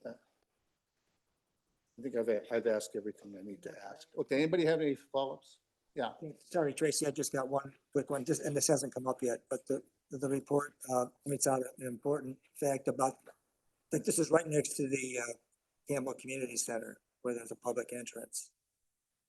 And the report points out that, you know, there's more pedestrians, obviously, and makes this a more important issue. But my question for you, though, is if this house had been not near any park, just a normal residential area with not any special attraction for pedestrians, would the staff position have changed at all? No, the staff position would have changed. Obviously, with the proximity to the community center, in fact, it is heightened because of, you know, the access being More provided there, pedestrians, yeah. right? But the Okay. staff position would not have changed. All right, thank you. Anybody else? Follow-ups? Okay. I'm gonna close that portion and open it up for the public. I understand the applicant would like to speak on this. Okay, you know, I understand you have a really long PowerPoint, okay? And it's probably longer than any PowerPoint we've ever seen. And so we normally only give you 5 minutes. So I have a plan. Okay, We can go. I will, if you could stick close to that. So the plan is 5 minutes of talking, and then the extra material here is supplementary, so we can refer to it when it's inevitable. Okay, why don't you come forward? Yeah, good plan. Hit the light and state who you are and. Hello, my name is Ryan Salsamendi. I'm the property owner, along with my wife, Chrissy there, and my children are here too. So I just want to say thank you for taking the time to hear us on this and for asking all the insightful questions that you asked. I think you've covered quite a bit of what I plan to cover, so that's really helpful. I want to go through my summary really quick, and then, as I said before, much of this. Yes. Oh, slide. If you see me turn the page. That's a good cue. So the first thing is there's no safety issue.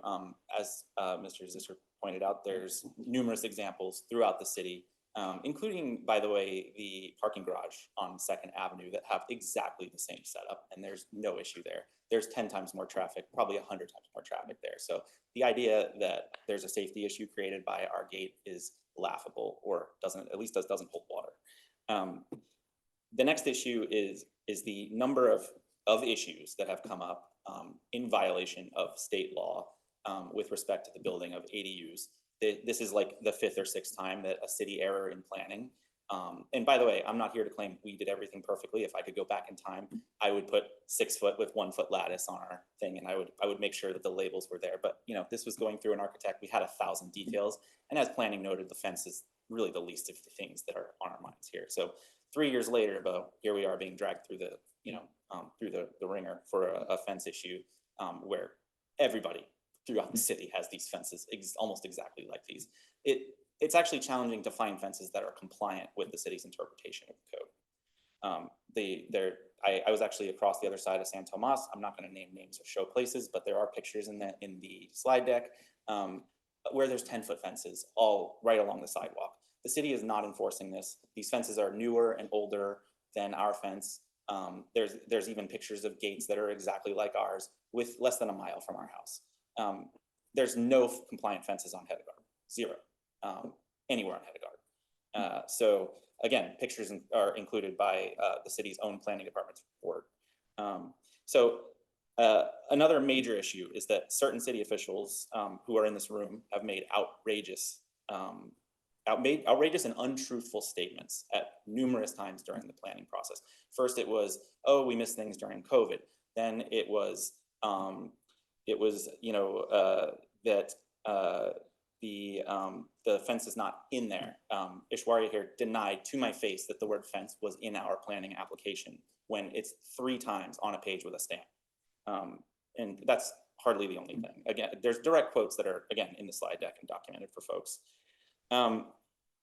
I think, though, to get to the final point, we should get an exception because we have exceptional circumstances. Again, read the history in the slides that I've included. Hopefully, Tracy, you can share those with the commission and they can be part of the public record. That's my intention here. Because the number of issues that came up during the building of this, including we had to fill in our already dug foundation because the city fought our survey, again, after planning. Made us dig up sidewalk that was already laid and make it worse for wheelchairs while claiming that it made it more ADA compliant, pardon me. Made us dig up trees that we'd planted 1 centimeter too deep. They're dead now. So on and on and on. And again, the idea that the city missed this fence until the final inspection also doesn't hold water. They inspected our property by satellite, by Google Street View. In person, there were numerous people visiting my property to measure my trees, even though I sent them pictures of myself holding a tape up from the ground and around with that. So people have been all over my property at every turn of this, and no one had any problem until some neighbor complained, as was noted by the Planning Commission. A certain city employee who will remain nameless because this is to protect the innocent here, informed me of what happened. So a neighbor complained about a different neighbor's fence, and they knew that they had us under a project. And so they used that opportunity to pick on us, even though the entire almost rest of the city has the same exact fence, and many similar gate examples exist. So as you heard, we have very close proximity to the community center, and our safety is in question. We have been burglarized numerous times. Our car has been rifled through, which is why we want our car parked behind the gate. We get constant garbage and everything. Opening up a 5-foot setback is just not going to work, because we clean it up happily right now in the easement on the sidewalk. You'll see there's a list of items that have been left. It's kind of comical, actually. But we're not going to clean up another 5 feet open there. So that's I think pretty much wraps it up. Hopefully I can take some questions and we can add color to this, but that's pretty much where we're at. And thank you again for listening. Anybody have questions for the applicant? Well, you covered a lot in 5 minutes. Thank you. Tried. There's so much more. I just being respectful a little bit. Anybody? So the rest of the slides, can we see those? How do we get that information? Obviously, it seems like. Is there anything in your slides that are of particular note that we haven't either in the agenda? I think it's more gonna, and maybe other, what's that? Yeah, we should probably see the photos. There's a photos page if you'd be so kind to scroll to it. It's not too far down, hopefully. So there's our dogs, which there's kind of a danger of them jumping the fence. They can jump a 6-foot fence, so that creates a danger to them. Here's some of our garbage that's being dumped in our sidewalk, and this is the tiniest fraction of it. It's constant. Where is that being dumped? This is the easement this is on Hedegaard, right by the community center. I think a lot of people take our property to be community center or just out of sight of the community center, and so they just dump things. We had a couple dumping boxes like every other week. And by the way, this is awful, and I don't normally comment on who I donate to, but this is a food pantry we donate to, and they're dumping the boxes on our own property. Like it's out of control. Yeah, I don't understand, because your property is totally enclosed. So I don't know where on your property. Oh, this is across the sidewalk. It's actually In city the property park strip. technically. It's just Park right strip. on our sidewalk, right on Hedegaard. So it's, there's the street, then there's this land, then there's the sidewalk, then there's the fence. So it's between the street and the sidewalk. Okay. Yeah, this is all. So just right on the park strip near the curb. Mm-hmm. Okay. Yeah, on Hedegaard, right on the sidewalk, yeah, and on the easement next to it. Okay. Do they dump things in, it's like your property ends, there's a fence, and then there's there's the community center property where there's, you know, empty space before you get to the exercise stuff and whatnot. Sometimes it's on the community center side, sometimes it's on our side. Do people put it over there on that, in that area where there's, you know, nothing but like trees and? Pretty much everywhere you turn the corner from Milton onto Hedegaard seems to be fair game all the way to the community center and past. Okay. As long as they feel like it's out of sight because it's dark at night. Yeah, go ahead. Yeah, I know this is a lousy situation for you, but I guess I gotta put you on the spot. So Please. do you not think that you could build a fence in compliance that would provide safety for your family and that your dogs couldn't jump over? Absolutely excellent question. So as I mentioned, we were burglarized. So part of my security model, I'm a security professional. I work in computer security, but I am a security professional. Part of my security model is not giving people a view of my property. So that's one part.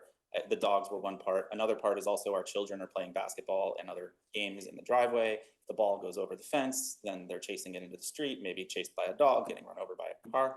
So there's a safety issue created there. But last point, really quick, is that we've built garden beds behind there. And so everything we change here now has a ripple effect. And I'm sorry, but my Swiss bank account for, you know, city finding randomly objecting to my 50-year-old fence, it's empty. I don't have $50,000 to fix this at this point. We're over $500,000 into this project.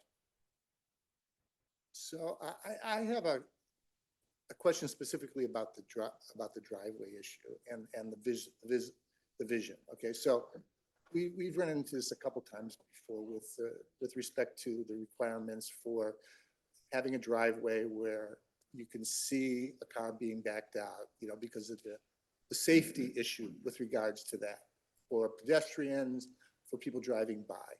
And so, you know, have you considered something where you can expand the portion near the driveway to make this more compliant with what the city would like to see in that area? Excellent question. So several major problems. One problem being we already have the beds installed. Second being the trees that you mentioned. We'd have to tear out some very old, very beautiful trees. The third problem. Trees near the driveway? Yes, there's a giant redwood there that probably, if it's not at this point protected, it's pretty darn close. So, and other major, like there's just a whole row of trees at exactly 5 feet back from the property line. So we'd be tearing out, it'd be a tremendous amount of work to do this. It's a huge hardship. I wasn't necessarily talking about doing a setback. Right. I was talking about angling it. Angling. Angling it so that the driveway isn't, so that there's an angle coming from the sides where you would obviously cut off a portion of whatever's behind the fence near the driveway. But is there room to make an angled entrance to the driveway that makes more vision? No, I don't think there is, but that is why we tried. We went around and around. This is another excellent point, though, is that we went around and around with the Planning Commission. No one has suggested a solution that is compliant with the code. For example, if we move the gate back 5 feet, now we have a gate in the middle of the driveway, right? Which now breaks the mandatory city parking and also, you know, cuts my van in half and I can't park behind the gate. So there's just, this is why we offered mirrors, safety mirrors. I don't think they're necessary, but I'm trying to acknowledge the city's point of view and trying to come to a reasonable solution at a reasonable cost, right? For everyone. That's what So were there going to be, was the idea to have safety mirrors by the driveway? The idea was to put them actually, so I don't know if it's inaccurately represented in the plans or if they're inaccurately representing my position, but they were never planned to be in the public right of way. They would be on the posts for the gate itself, so that they're angled so that you could see out to the road on both sides. And or, by the way, any other recommendation from the Planning Commission or the traffic engineers, we're more than happy to listen to for placing the mirrors. So we're totally open to that.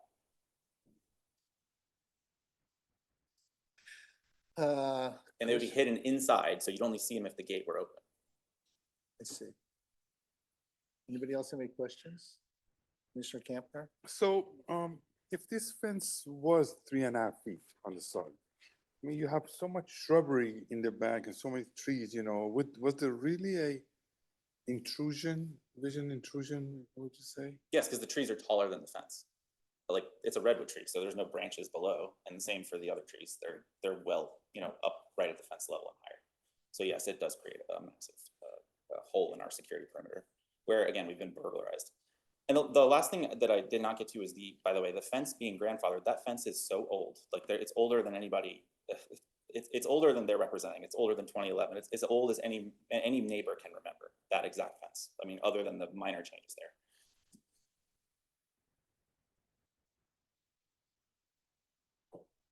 So can you email the rest of those slides, Tracy? Adam, do you have another question? I just want to make sure I understand where you're coming from. So would it be fair to summarize your position that, you feel like you're being unfairly singled out? Yes. That the city is, that your concerns are that the fence is very necessary for your safety and well-being, because there's garbage being dumped and there's people trying to get into your property. And, the city is arbitrarily fighting you on this, and there's no real way to exceed the city's demand, the city's requests, and at the same time, adhere to the rest of the city's regulations, let alone your needs as property. Well, a couple things. Again, there's not a way as they've presented. Again, I've tried to meet with them and come up with any common sense solution, and they just say it's out of scope. For example, the mirrors. I don't see, I'm just struggling to articulate or to come up with a reason why that wouldn't satisfy the safety issue, which, the problem is this fence already existed. We spent all our budget on building this ADU. The fence was the tiniest detail, as even they admit. And then now they're coming and playing gotcha. I never would have built the ADU if I knew that they were going to force me to give up 5 feet of my property. And same thing, after the gate is installed and I've spent all this money, to then go have to be forced to change it. Never would have greenlit this project. It completely and radically changes the use of our property as we bought it. We bought it with a fence in one condition, and then we went through planning. The fence is in the plan. The plan is stamped approved. We built the thing according to the plan. Yes, there were minor variations. But gate, for example, is not mentioned in the city code, or at least it's not returned when I put in searches in the city code for the word gate. And a gate is not a fence, by the way. That's in the presentation. The word fence, it's not even a synonym for the word gate. So, we went into this very prepared. We engaged an architect. Everybody thought we were doing the right thing. We worked really hard on it. And the city has, numerous times documented in this thing, given us, with, pardon my French, hell, trying to build this ADU and not in compliance with the state law expediting ADUs. It took what, 8 months and to get approved. How is that expeditious? Thank you. Do you have pictures of what's behind the fence that, you're talking about the beds and all that stuff? The Probably trees? dig them up for you. Okay. You have them in the? Probably not. No, not on the deck. No, sorry. And do we have anybody here to talk about the problem with putting up mirrors? Yes, we do have our public works staff available for questions. I do want to note that the mirrors are in the public right of way. And when it was proposed to by the applicant, planning staff coordinated with public works staff, who then did a site visit to the site and could not be supportive of the right of way mirrors. We do have. So were the mirrors going to be on poles that were going to be on the curb or what? Right, they were proposed to be on poles planted in the public right of way, that park strip. So in between the street and the sidewalk, there's a little bit of landscaping there. It was proposed to be placed there, which is public property and not private property. And what's the problem with that?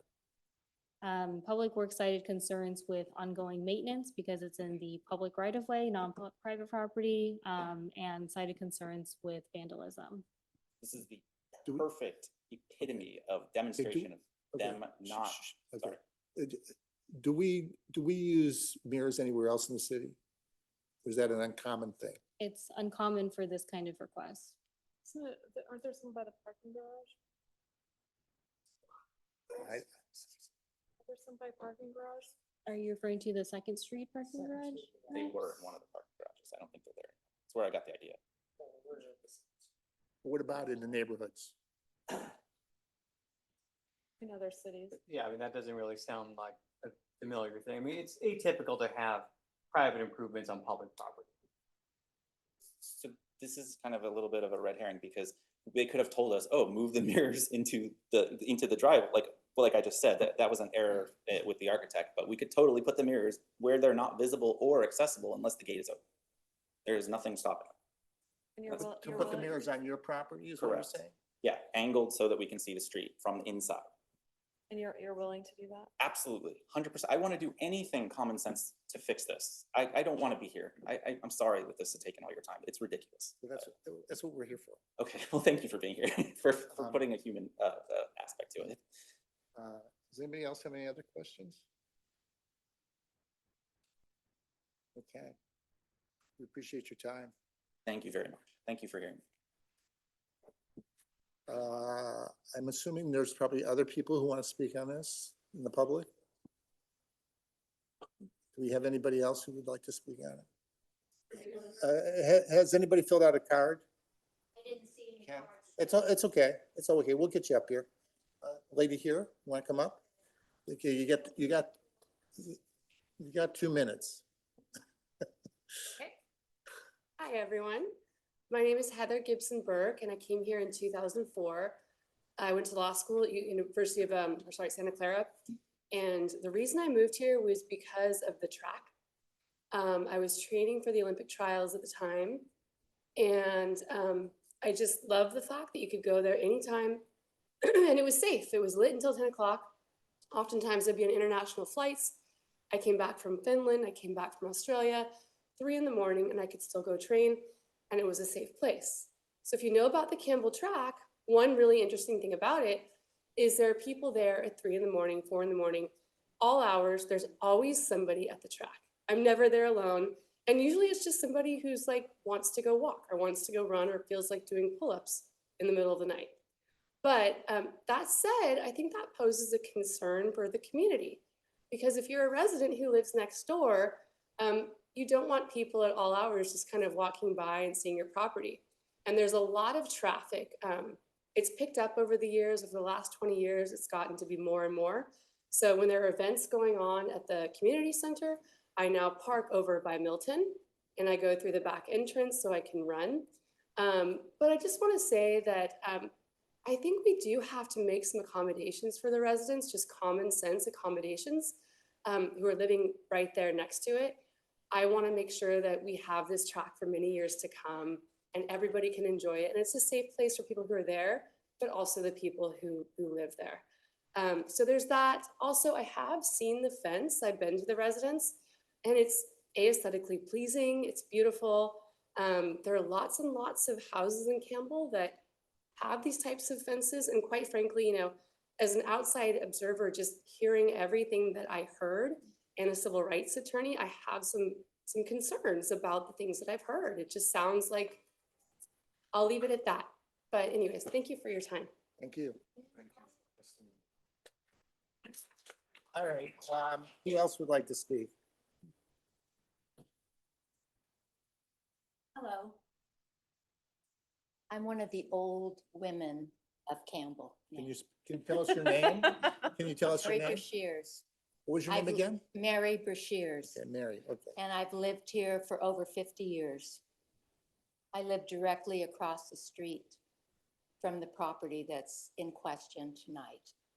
And I just want to read an excerpt from an email that I had sent to Ishwara after the initial denial of their fence. I'll be fast.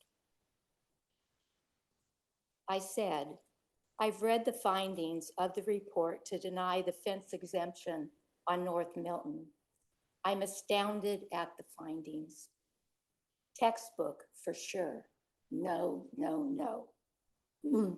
Without any reference to the proximity to the community center and the amount of pedestrians day and night on Hedegaard, a dark section of street. We've loved our neighborhood for over 50 years. It astounds me that the city approves mega construction in what should be considered our small historic neighborhood. And yet will not approve a simple fence project on a property that has been renovated in a sensible, sensitive manner, complementing our neighborhood. Something's wrong. I invite all of you on the Planning Commission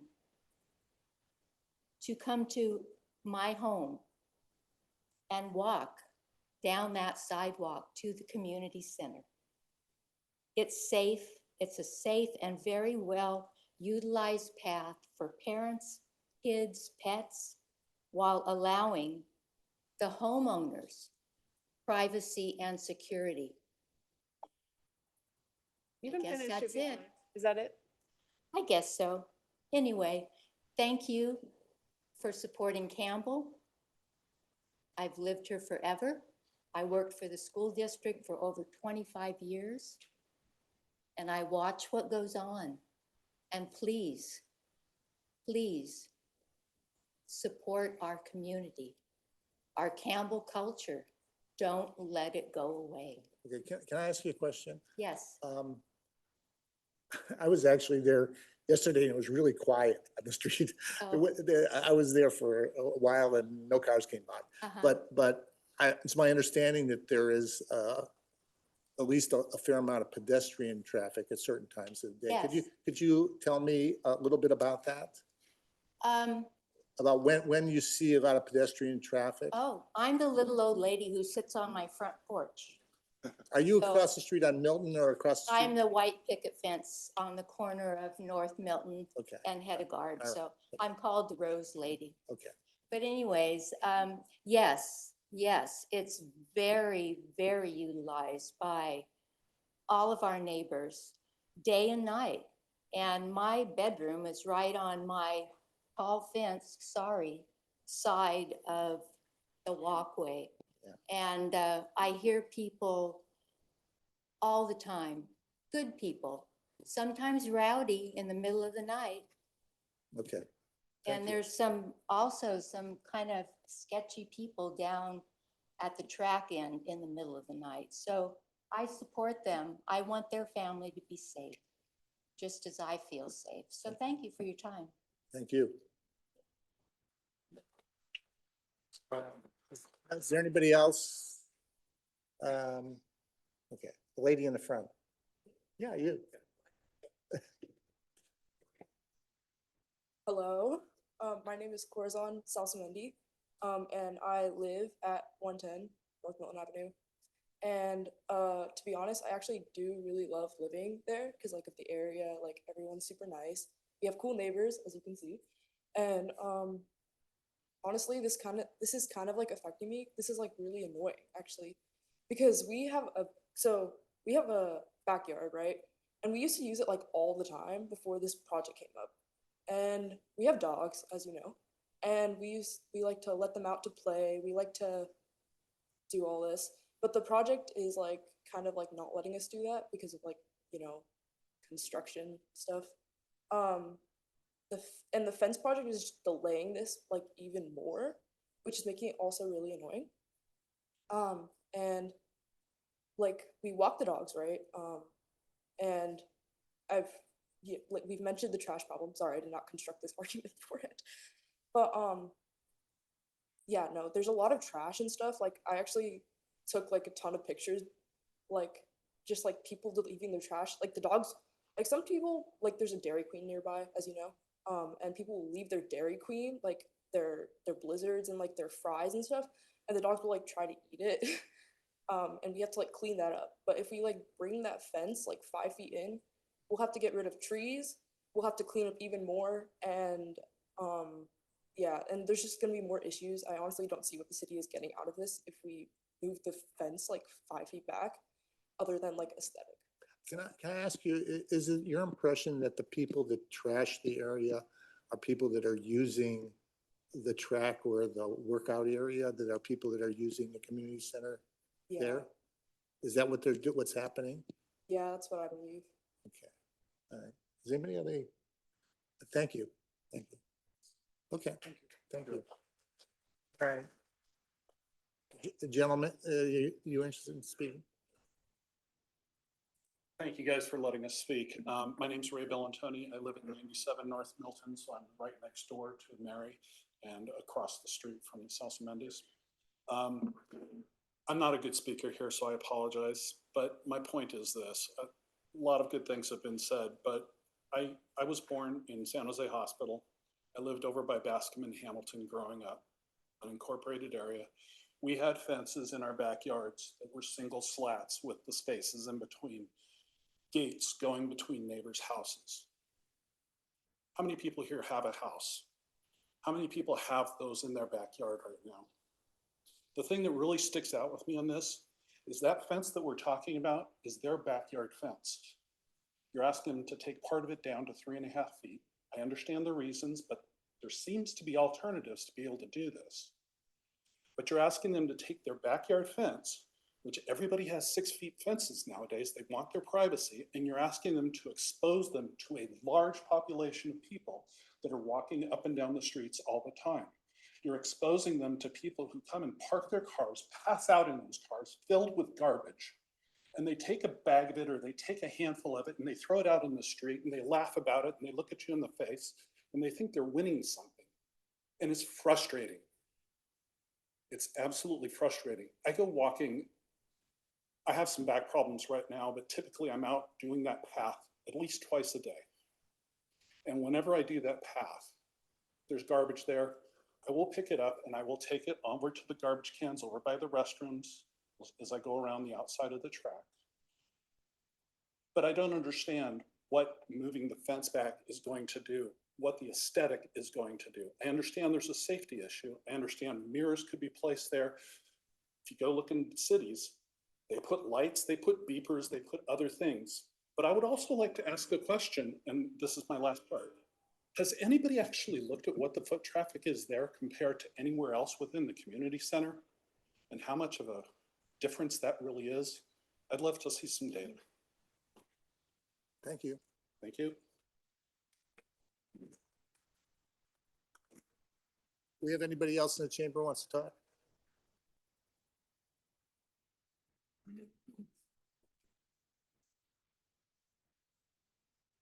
Do I press this? You're good. Oh, You get to okay. start. Thank you, commissioners. My name is Kyla Piramoon, and I am a former Campbell resident and former neighbor. I used to live at 78 North Milton, so I'm very familiar with this neighborhood and with the project. And I would just like to respectfully request that you reconsider approval of this fence and a fence exception permit. It is a 6-foot fence with a 1-foot lattice that is opaque. And as Ellen Sisser pointed out, there are many of those in Campbell. There's one right down the street here on South First and Orchard City Drive.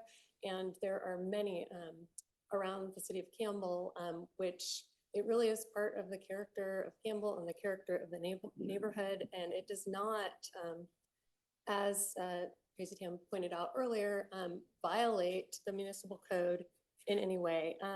In fact, granting this fence exception would not impair pedestrian or vehicular safety, would not be detrimental to the health, safety, peace, morals, comfort, or general welfare of persons residing or working in the neighborhood. As you've heard from other neighbors here today, this fence provides needed privacy in that area, being so close to the community center. And it would not be detrimental or injurious to property and improvements in the neighborhood or to the general welfare of the city. And under that municipal code section 21.18.060E, you do have discretion and authority to approve this fence exception permit tonight. And I'm trying to appeal to your sense of reasonableness and a reasonableness standard and the spirit of the law rather than the letter of the law. You know, as Mr. Salsamendi mentioned, this family has spent a lot of money on this project, and just a couple other items real quick. There are arguments to be made. It violates California's ADU statute. Arguments to be made. There's been an abuse of discretion and vested rights by the city of Campbell here. and potentially, an inverse condemnation or Fifth Amendment taking, violation. So please don't make them appeal this to,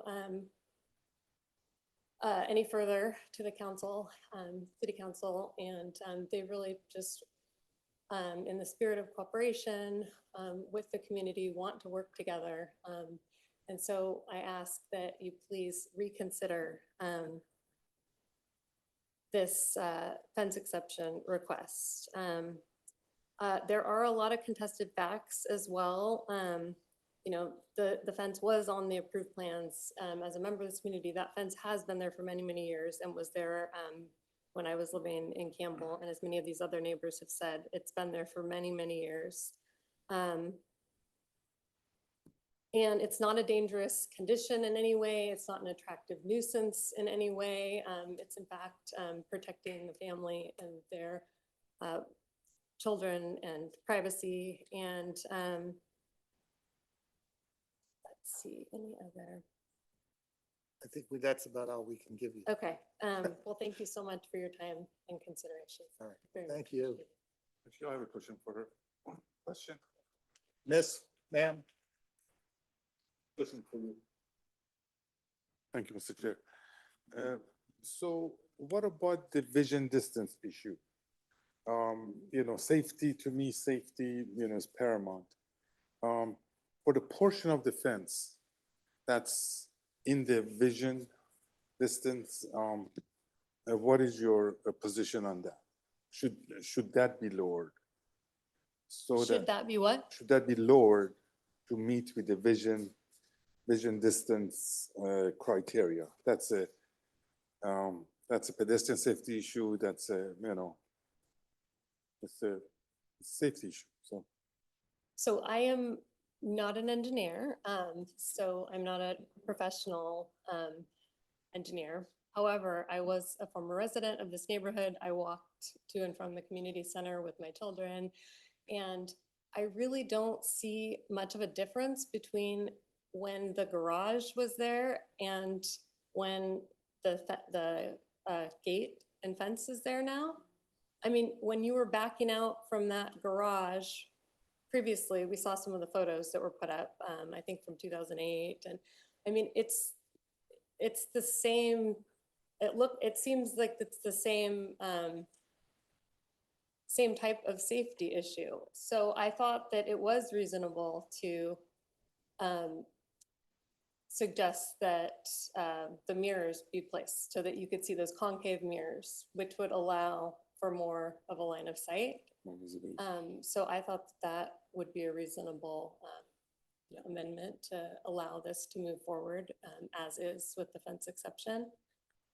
Because I backed in and out actually of that area before, and whether there's a garage there or whether there's a gate there, a car is still going to, it's the same, it's a very similar distance at least. A car is still gonna have to be, you know, very careful with the pedestrian traffic and that Okay, next to the. thank you so much. Anybody else?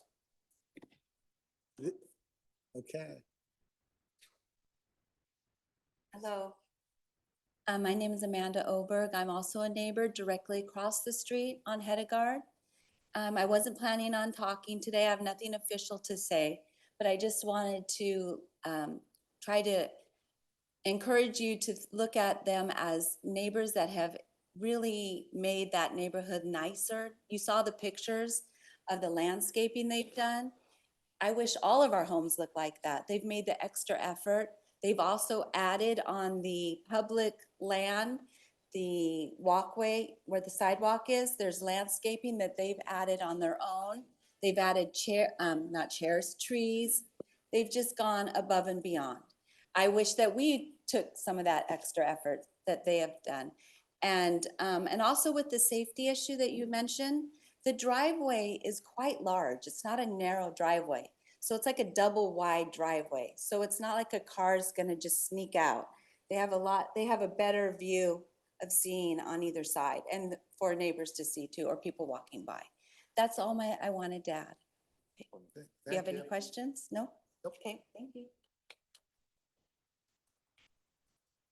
Did you want to still speak? Okay. You're missing the you're missing the Warriors game, you know that.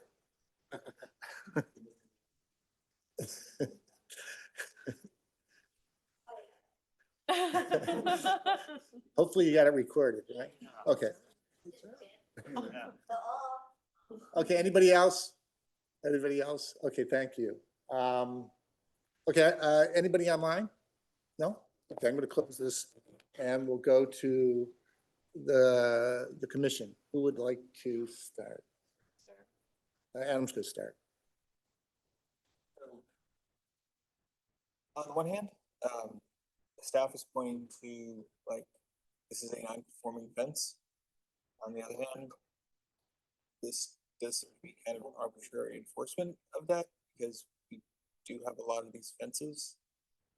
And it seems like it would be a significant, I don't know if this is meaningful here, but it seems like it would be a significant hardship for them to move the fence now.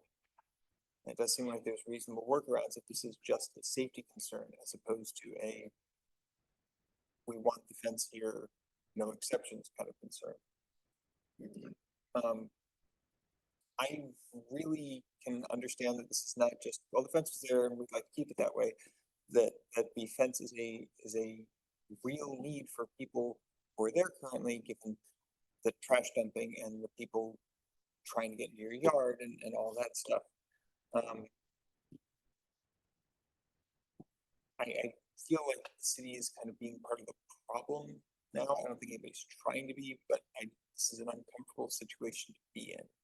I think that there's some way to work around the actual safety issues with mirrors or whatnot. I think that's a perfectly reasonable way to do this.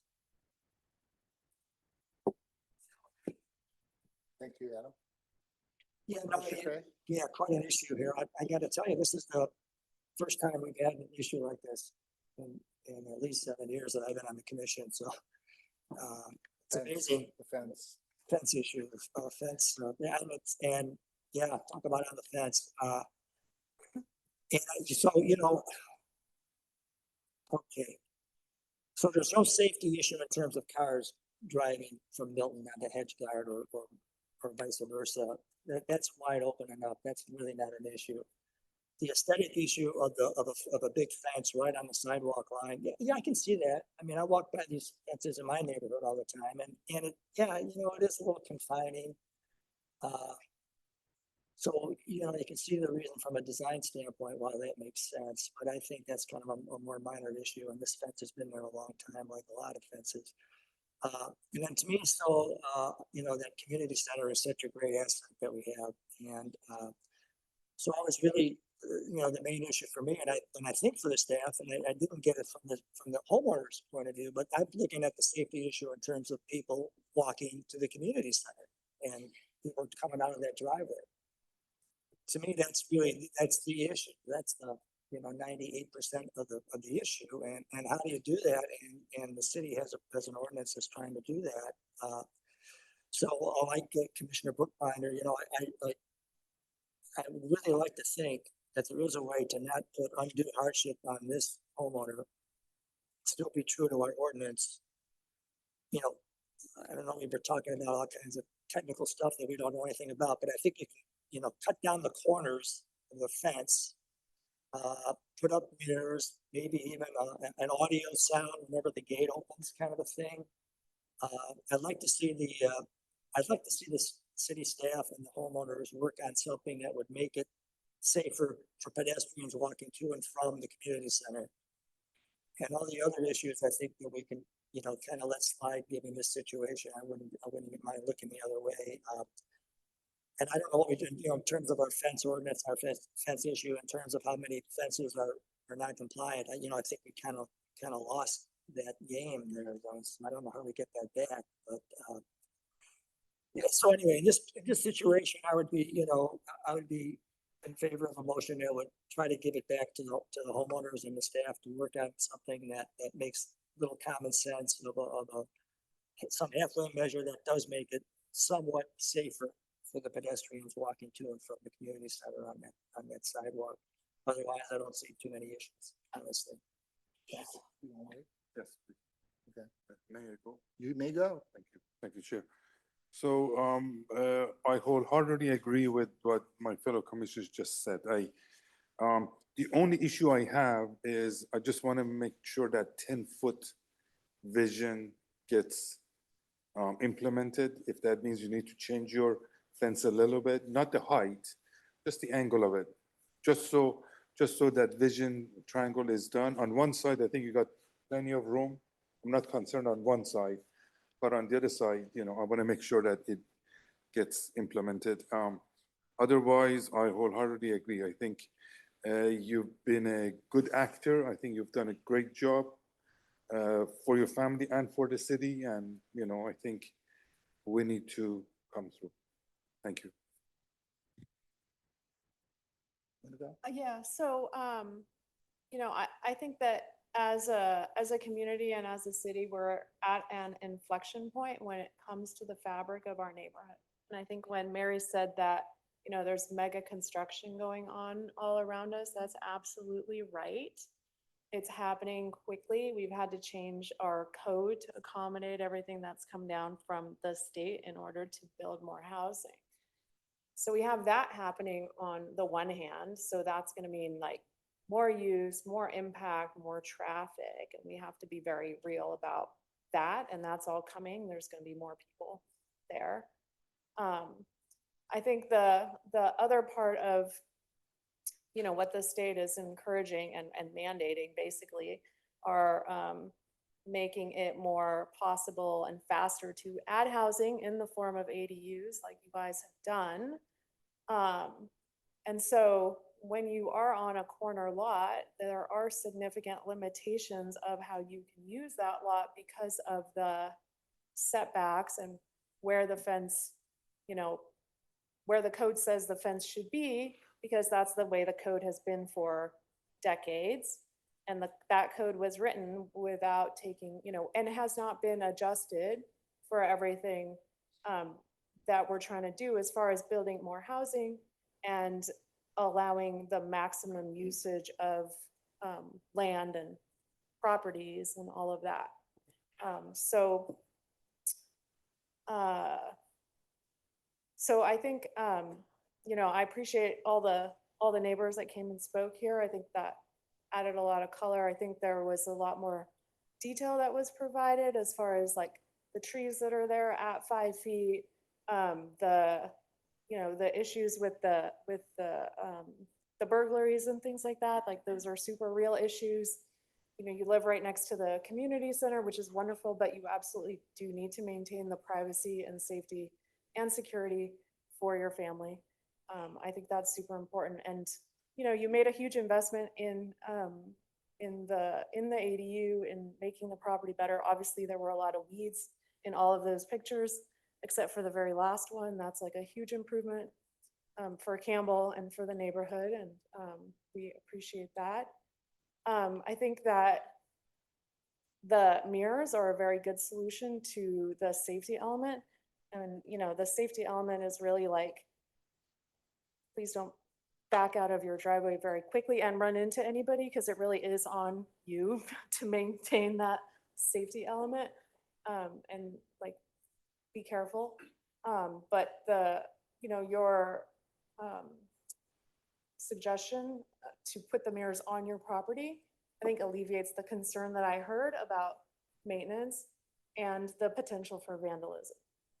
Now, speaking of the potential for vandalism, I think if we're going to say we don't want to put this mirror here because there is a potential for vandalism, I think that is literally the argument for having a 6-foot fence. So we really can't have it both ways. If we're saying there could be vandalism there, then you certainly do need to have, privacy and a fence that's going to protect your family. And given that you built the ADU, I support having that fence on the property line and having the exemption for that fence. I don't think personally that there need to be any modifications made for that triangle, because how many people are like driving down the road and looking through people's bushes at the corner within that triangle to decide how they're going to drive. You're going to drive, you're going to look at the street, you're going to look both ways, you're going to creep a little bit closer and then you're gonna drive. You're not really looking through people's property to figure out if it's safe there or not, so. Done? Corey. Oh, yeah, Corey. Thank you. Corey, Yeah, I'll try and talk loud so you can hear me. Very difficult one here, as we've all been talking about. I do feel really bad that, you know, your family has had to go through this and had a big financial burden essentially and hardship and may in the future with this fence. I really don't want to put any more, you know, hardship on the family. I do agree we need safety. I think that's very important. I'm probably going to go with what the engineer says here as far as that goes. I do know in my neighborhood when I'm walking, you know, alone at night or, you know, even with friends and it's dark, those really high fences for people that are walking, I find it makes the neighborhood a little more unfriendly, honestly. People can hide behind those fences. It's dark, that doesn't allow light to penetrate. But, you know, again, it's your safety, your family, so I understand that it's a unique situation. So I'm hoping that the city can come to a better solution with you. Whether that's sound, mirrors, lights, I'm not sure. But hopefully a creative and harmonious solution can be come to. thank you, Corey. So I, Can I go, Bill? oh, I'm sorry. I forgot. No, it's all First, right. forget Corey, not forget. Corey. That's all right. Go ahead, Commissioner Fields. Just to maybe steer us towards the motion part, since I think we're coming to an agreement, I'm okay leaving the existing fence as is. I think most of our commentary is focused on the gate. I am a little bit dubious on the gate. Like, I don't know if that's something that I want to see crop up on every house and make that precedent. So I do think there's safety concerns on that. That is the part I would focus any sort of motion on. But otherwise, the existing fence on the sides, like, fine, leave all that. I have no specific objection to that. But if we were going to focus on something, that's what I would focus on. None of this is going to affect the dumping. We talked a lot about dumping. People are still going to dump stuff. Campbell has a great trash pickup line. You can call, Google it. There's a number you call. I do it all the time. Somebody shows up within the day. So if they're dumping, call the number. None of this is going to help you with the dumping problem, which is a lot of your argument here today. I understand, call the number. Like, changing this fence is not going to, we're talking a lot about dumping. That has nothing to do with the issue. So as it relates to the motion, I think we should focus on the gate and the area around the gate. Otherwise, I'm okay with the fencing. Yeah, I most of the commissioners have echoed much of my position on this. I was actually, when I went there yesterday, I guess it was, I was impressed. It looked really nice. So, and, you know, because I've seen, you know, I mean, the whole thing with the setback is like, well, you know, I know I've seen, you know, non-setback gates around. And so I confirmed that to myself by not only going to that neighborhood, but a couple other neighborhoods actually today before I came here. So my concern is that we're seeing, as Commissioner Buckbinder says, it's like we're kind of singling this applicant out when we have this common thing that has, you know, gone on for a long, long time. Plus the fact that most of the fence was there before the new owners. So it seems like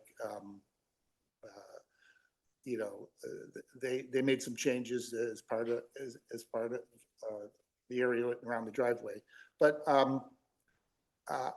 I don't think that there's an issue at the corner. I made a point of taking a look at that, and I don't feel that there's actually anything substantially that can be changed to improve the visibility because of the tree there. And the visibility is pretty good.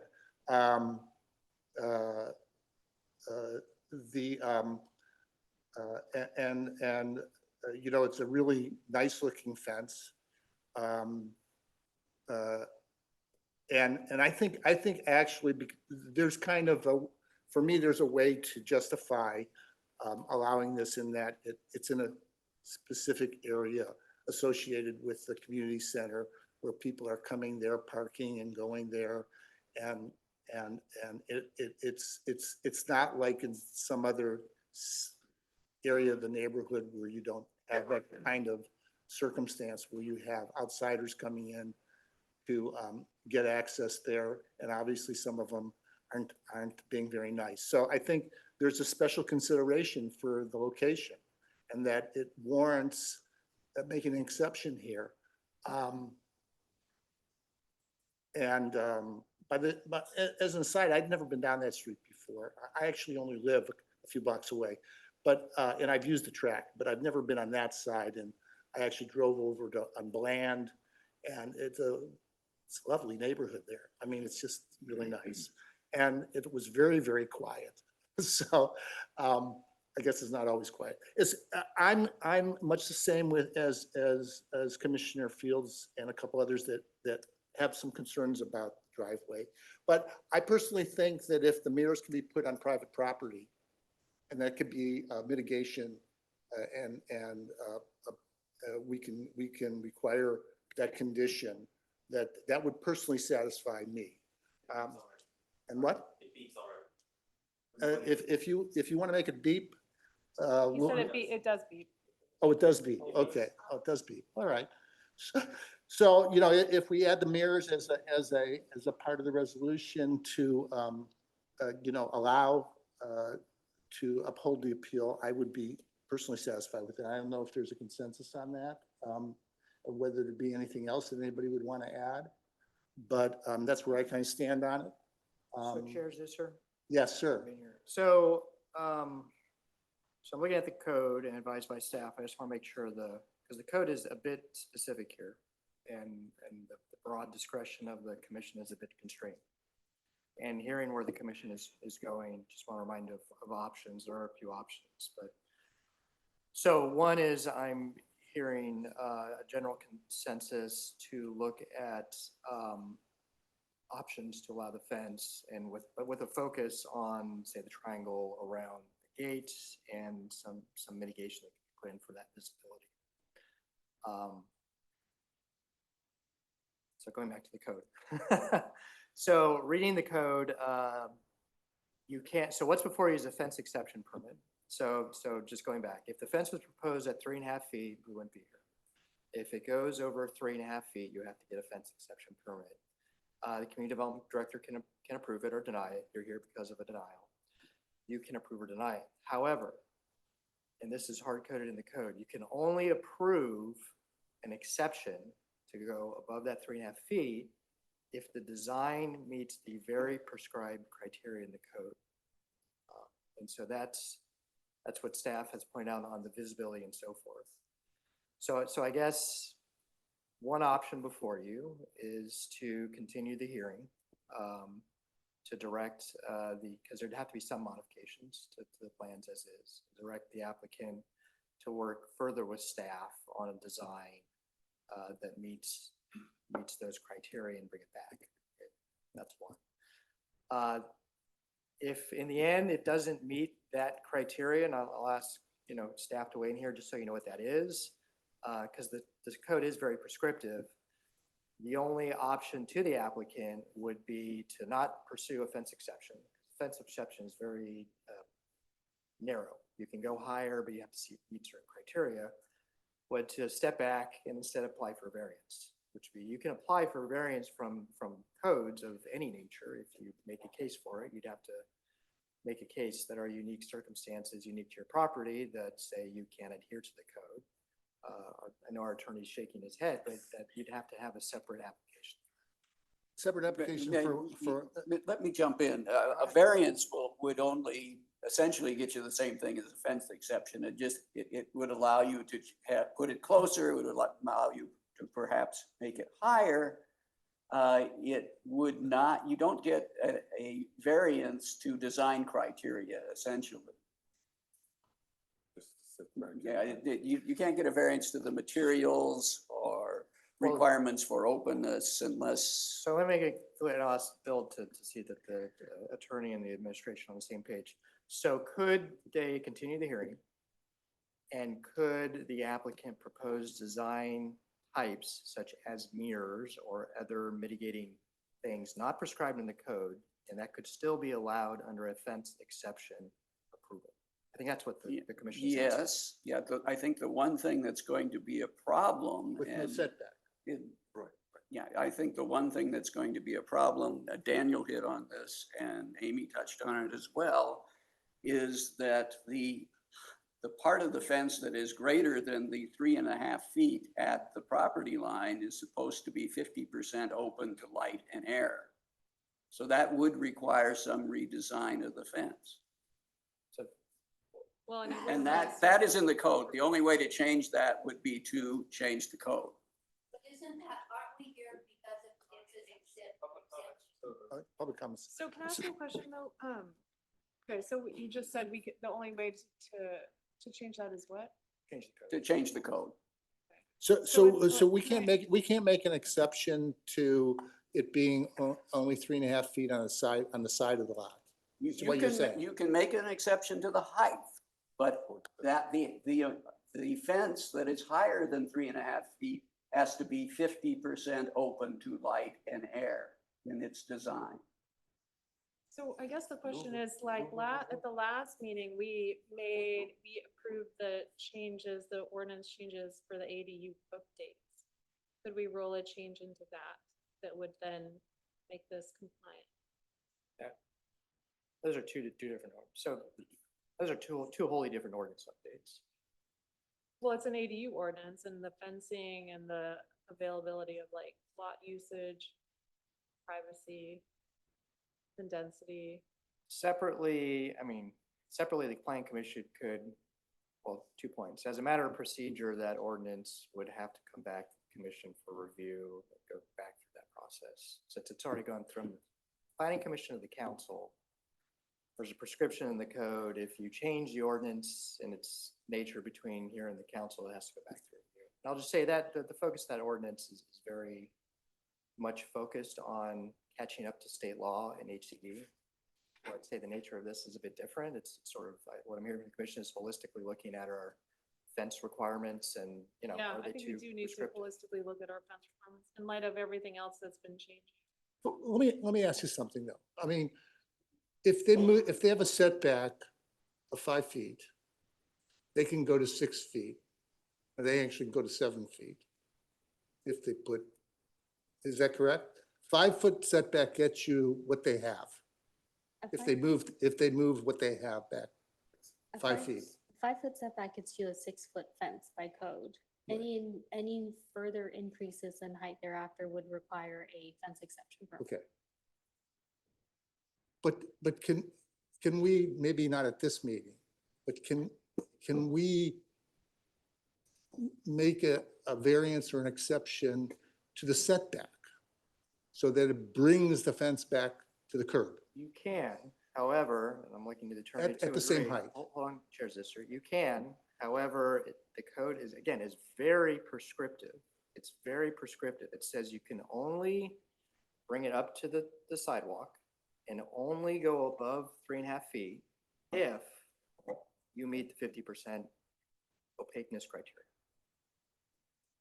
So in theory, if we believe that a lattice is 50%, just for argument's sake, they have a lattice only, they could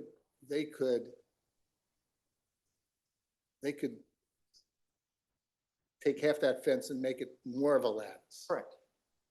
The way it is now, by basically changing that fence. Or That would be one way to get over this, right? From 3.5 feet up.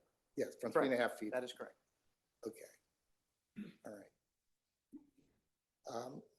Does the 50% I saw, on my way here, I saw one with lattice, but the lattice really wasn't see-through. It was like, it was lattice, but there weren't really holes, okay?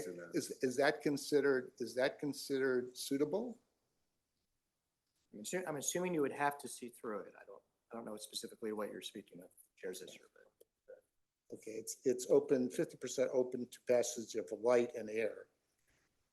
So that means there's got to probably be some holes in it, right? I think the intent is if you're coming in out of the driveway, you have some semblance of being able to see through the fence. if Yeah, someone's yeah, the driveway to me is like, I'm talking about, there's a lot of fence there that isn't near the driveway.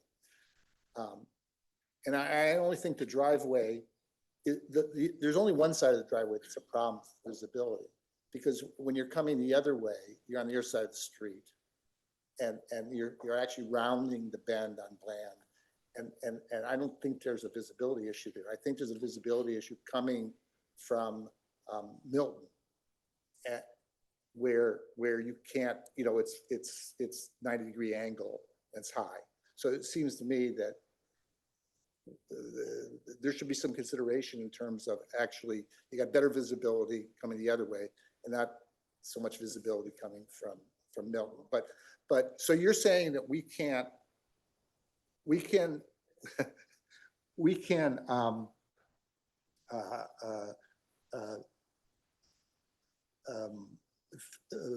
find in favor of the appeal of the fence exception, but are you saying we should really continue this to figure out a better solution? Is the best solution here? to do So this? again. I mean, they're not gonna love that, but. Sure, sure. Per the city attorney and myself and staff, the code is very, very prescriptive. It does not give a lot of discretion. So you can continue the hearing and say, hey, applicant, go work with staff on a solution, bring it back, that would entail some sort of redesign or compromise. However, in the end, if the fence is at that front property line, once it's above 3.5 feet, it has to meet that 50% visibility. And there's no way around that, you're saying? There is no way around that. Under the Short current of, regs. short of amending the code. Okay. Yes. All right. I can't, unless I open up for discussion again, I can't have you guys talk, can't have you talk. Do we want to hear from the applicant again? Do we want to hear from the applicant? Okay, so I'm gonna open up it again. It's, Can you please throw the section of the code up on the screen? Ends in 060, right? What? Well, we're waiting for the slides or the. Well, code to come up. I'll give them 3 minutes, but So a normal human reading this code, and I recognize maybe, this could be fought out in court for years and there. well, may be we a- have an attorney here, so I mean. Well, I have. He's not a normal human because he's an attorney, but. I have my own attorney, but let's try to go to the ordinary human test. When we read that code, what we read is 3.5 foot fence. Section A regulates a 3.5 foot fence or a 6 foot fence. Our fence is a 7 foot fence. Doesn't fall by their standard. Doesn't fall under that section A or any of these other sections at all. And if you read other cities' codes, which I did do, and by the way, they misrepresented the status of those statutes. Every single one of them in all the Santa Clara cities that I read, San Jose, Saratoga, Los Gatos, etc., they all make a very good point to say, no other fences except the following shall be allowed, or only fences of these types shall be allowed. Our code just says, you may have a fence of 3.5 feet, you may have a fence of 6 feet, and these conditions apply. So actually, none of this applies to us. That reading is unbelievably, is very, very restrictive and not usable by normal humans. And by the way, not supported by our attorney. Okay, thank you. We have a city attorney that states, obviously we have a difference here, right? Of course. And that becomes an issue. It's like I don't know if you want to have your attorney come up and further, argue the point, but. Have anything to add, Kyle? I don't know. No, okay, she feels like I covered it. All right. Thank you. Thank you. Can I point out, it says not exceeding 3.5 feet, not more than 6 feet. That does encompass 7 feet. in my mind. I think we should probably move to a vote, like, let's just get to. Okay. The fact that nobody can agree on what the code says should tell you how useful it is. It's not usable for normal use. So we're done with public. Yeah, let me close the public does anybody have a suggestion? So, on a- sorry, on- can I ask you a question, Bill? So isn't there a distinction between may and shall in legal terms? Is that what we're talking about here? Well, you have to look at the context of the entire ordinance. This is saying what you can do, what is allowed, what may be allowed, what is not, what may, the alternative is what may not be allowed, which is the opposite of what's up there. Anything that does not comply with the 6 feet or the 3.5 feet is not allowed. Because I remember when I talk with lawyers, they like to stiffly say like it's shall or may. And then you're like using an exclusionary argument. Is that what I'm hearing? Yeah, it's not quite that simple. You have to look at the entire context of. Because it doesn't say shall, because it says may. Is that why you have to look at the whole context? Yes, I mean, well, even if it said shall, you'd still have to look at the whole context to interpret. But it the would be statute. definitive. I think it's definitive either way. Should we talk about which option we want to? Yeah, Like, because we're not, like, it sounds like we, even if we wanted to, could not approve as is. Can I? Can't do it. But I So think it depends on the interpretation. Yeah, but we have to. we're not accept- settling that in this meeting, like, I mean- based on the Yeah, code. I get, we have to accept Bill's. We have So to accept Bill's the judgment. city attorney. I guess I'm just saying, it feels like we should either do one or two and sort of direct an approach here to move us to the next steps, because I That is- don't, You we're got a not, suggestion? I'm open for debate. I feel like my best interpretation, I mean, my broad sense is the instruction I'd give to staff is we would largely like to leave the fence as is. And maybe the one finding, if we went on the number one findings approach, would be safety. That is the one that we talked about. So if we were instructing staff on something, and would love to come back in whatever creative way we can that minimizes the burden on the homeowners, like that is the broad instruction I would give to staff on how to come back with a proposal on this. The question to me is, and correct me if I'm wrong, we can accept the appeal of the fence exception. However, that doesn't resolve the whole issue. Right. And the director is suggesting that we continue this rather than vote to accept the fence exception. Now, if we accept the fence exception, does that negate any further negotiation? I mean, what happens from that point on? Well, I mean, I think there's two options, or might be a third. One would be to deny the appeal. So that's one. Two would be to continue the hearing, give direction as you've given to work on a solution and have it brought back. However, again, I have to qualify that the code is very prescriptive. That the solutions, unless they can move it back, I know they're very reluctant to do so.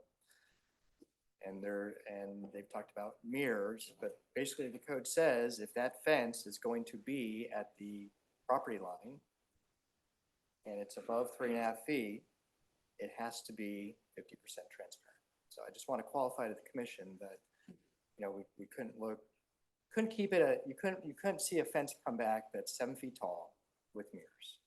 Say that meets the ordinance. So just, I want to set expectations before you give direction on what the result is. Exactly. So what I hear is that keeping the fence where it is at the height it is not an option. This is what I hear. The options are Not keep it- necessarily. If they increase the transparency. Right. So in the form that it is, it's not acceptable. You know, it could keep the location, first 3.5 feet be solid, the rest, you know, a different design that meets those criteria is light and air, that is not variable, that is not variance, that is not exceptionable, you know, so this is what I hear, and to me, it's not the perfect solution for the homeowner, you know, but it is a partial win in the sense that they now control how to come back and, you know, be able to get their 6 foot, 7 foot fence where they want it. That's the way I see it. But Bill, what about, because I think you were suggesting a variance to the setback, and that's usually requires like, you know, unusual circumstances, like 3 out of 4 criteria that have to be met. So is that an approach that can be taken? Still doesn't get you around the design issue for the openness of the. But it does in the sense that like right now, the setback for that tall fence is 5 feet. If the variance says we are gonna maintain the requirements for the fence at 5 feet, but the variance is for the setback of the fence.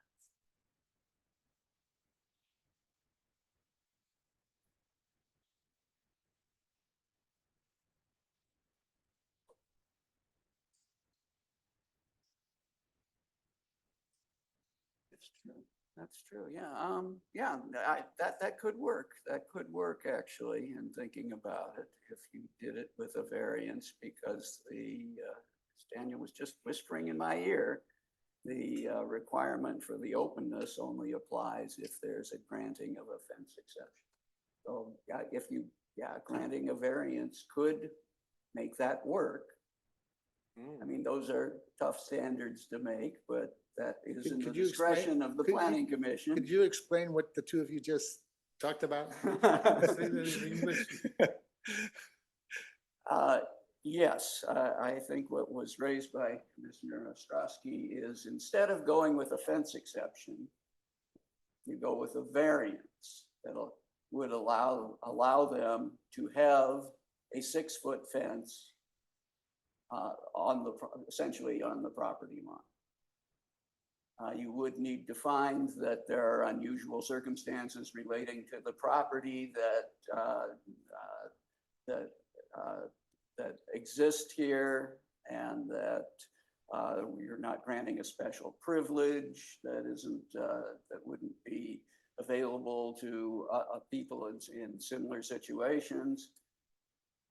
But if you can make the findings, a variance would be a way to go and allow them to keep the solid fence. And can it be done now, or does it have to come back? No, that would be a new application. It has to come back.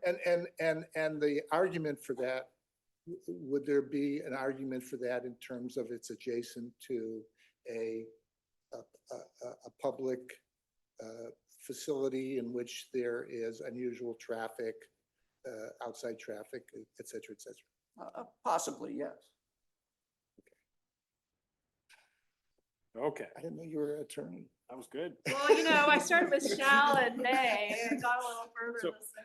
So should we, with that instruction, ask them to come back with a variance proposal? So we would deny the appeal of the fence exception, but with a request for the city to look at a variance? I think that's right. We could continue it too. Yeah. Or do we just continue this? We want to continue. And- Whatever. Well, I think if we What- continue, it gives options Yes, rather than just doing the denial, and they can go back and so they evaluate. can Yeah. choose which way they Yeah. want to go. All right, Which they've already done, numerous times. okay, but we're just trying to find a solution here. I know, And, you know, I'm sorry. we can't have this kind of I'm interaction, sorry. okay? We're just trying to find a solution here, okay? Yeah, so, is the commission kind of in consensus on that, to continue with this with the idea that the city should look at a variance that will accommodate the applicant? Some compromise. You can do like show of hands, temperature check. Yeah, I'm not a Say fan. Say that again? Straw poll on that. Yeah, that's fine. Straw. I can't hear Do you. you want to do a straw? Yeah, poll? sure. And are we saying completely as is, or I think the only two things are as is entirely, or as is, comma, safety measure carve out? Yeah, I would go with that. Safety Okay, measures, so yes. largely as is, safety measure carve out. Yeah, great. Yeah, Okay. Yeah, I think we're all. Yeah, set for yeah. that. Safety Okay, measures, okay, carve out. okay, that'll work. Does somebody want to do a motion? Corey, you good with that idea? Measure carve out? Well, my preference is to leave the fence as is, but add the safety features of the mirrors that were Yes. proposed, which would be like the least impactful after I this would agree, entire I would agree with process. that specific. I don't want to like ask for, I think we've all talked about the fence is okay as is. Yeah. Yeah. And that the mirrors would handle the safety. I would be agreeable. So the fence being 7 feet, is this variance gives them 6 feet or can they get 7 feet? With the, They could get 7 feet Yes. if you can make the variance. Good. okay, so the consensus is that we'll do a continuation with the intention of pursuing a variance to accommodate the fence as is, along with safety mirrors on the applicant's property. Somebody want to make a motion to that effect? Well, I would advise, I mean, so I'd advise you to continue the hearing, leaves it Yes. open, gives them options. Keep in mind that they're making the variance application. So to make Okay. clear in the record, the city's not applying for variance. Okay, so the The applicant is would, applying for variance, variance, but okay. you've sort of established your feedback on the proposal and sort of the grounds. It would have to come back to you and meet those unique circumstances. All Just right. so it's clear from staff who would work with the applicant to process the application, what I'm hearing is to look at options to allow something like safety mirrors or something around the driveway. I think staff would tell you up front, it can't be in the public right of way. So Right. Work with them on that. But other than that, I'm hearing from the commission, the fence as proposed, you'd have to evaluate the merits of the variance application when it comes back. But your impression is that it could be processed and approved through that variance. Is that correct? Yeah, yes. that's right. Okay, I just want to make one comment that, I don't know, and then like, we haven't said, it's like, I know this is very difficult for the applicant and there's some accusations and I've been on the commission for almost 4.5 years, and we actually have other commissioners here have been longer. And my take on the planning department is that they do an exceptional job in looking at the laws, looking at the codes, and doing their best, making their best efforts to, if I got the right word, the directors talked to me about being agnostic, in terms of how they determine, in terms of providing the information to us in the recommendations. So I have confidence and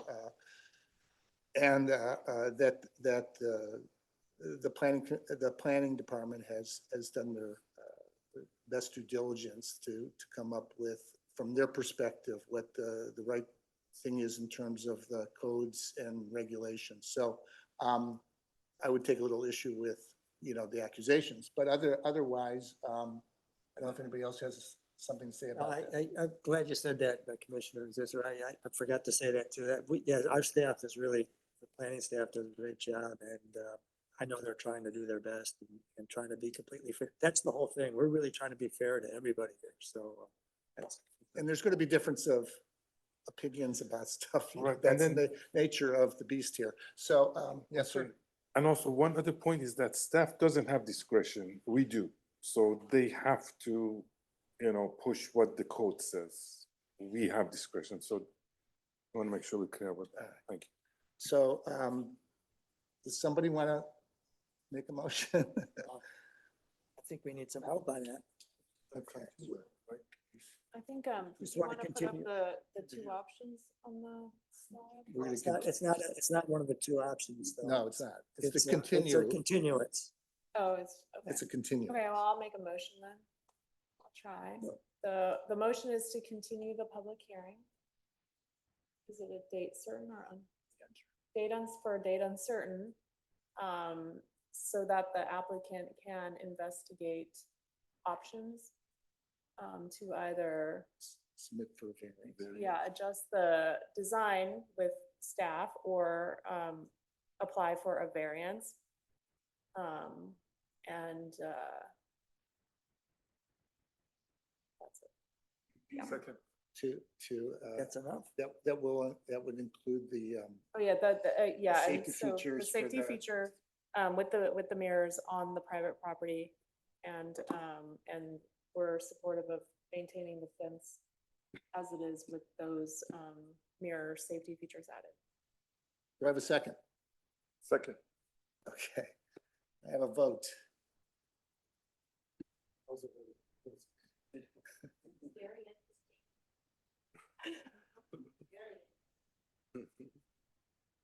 Commissioner Field, Aye.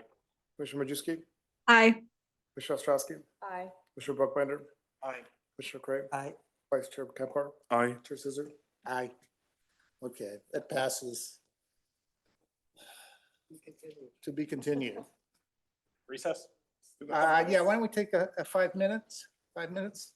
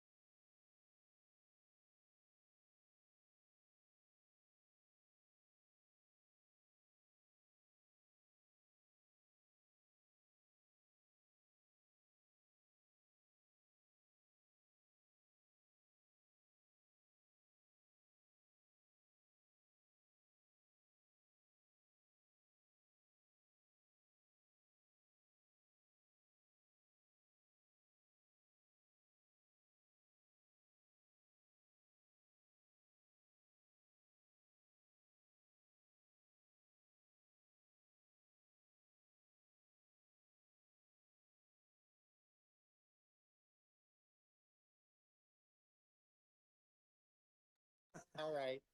I call up. Are we live? Wait, call this to order. Corey, are you there? I'm here. All right, good. All right, item 5, 35 South First Street, historic zoning exception and conditional use permit. Public hearing to consider the request of Mark Stevenson to allow the operation of a chiropractic and acupuncture office on the ground floor of an existing commercial tenant space, otherwise restricted to an upper floor within a historic structure of merit commonly known as the Grizzle Court duplex on property located 35 South First Street. The application under consideration includes a historic zoning exception and conditional use permit.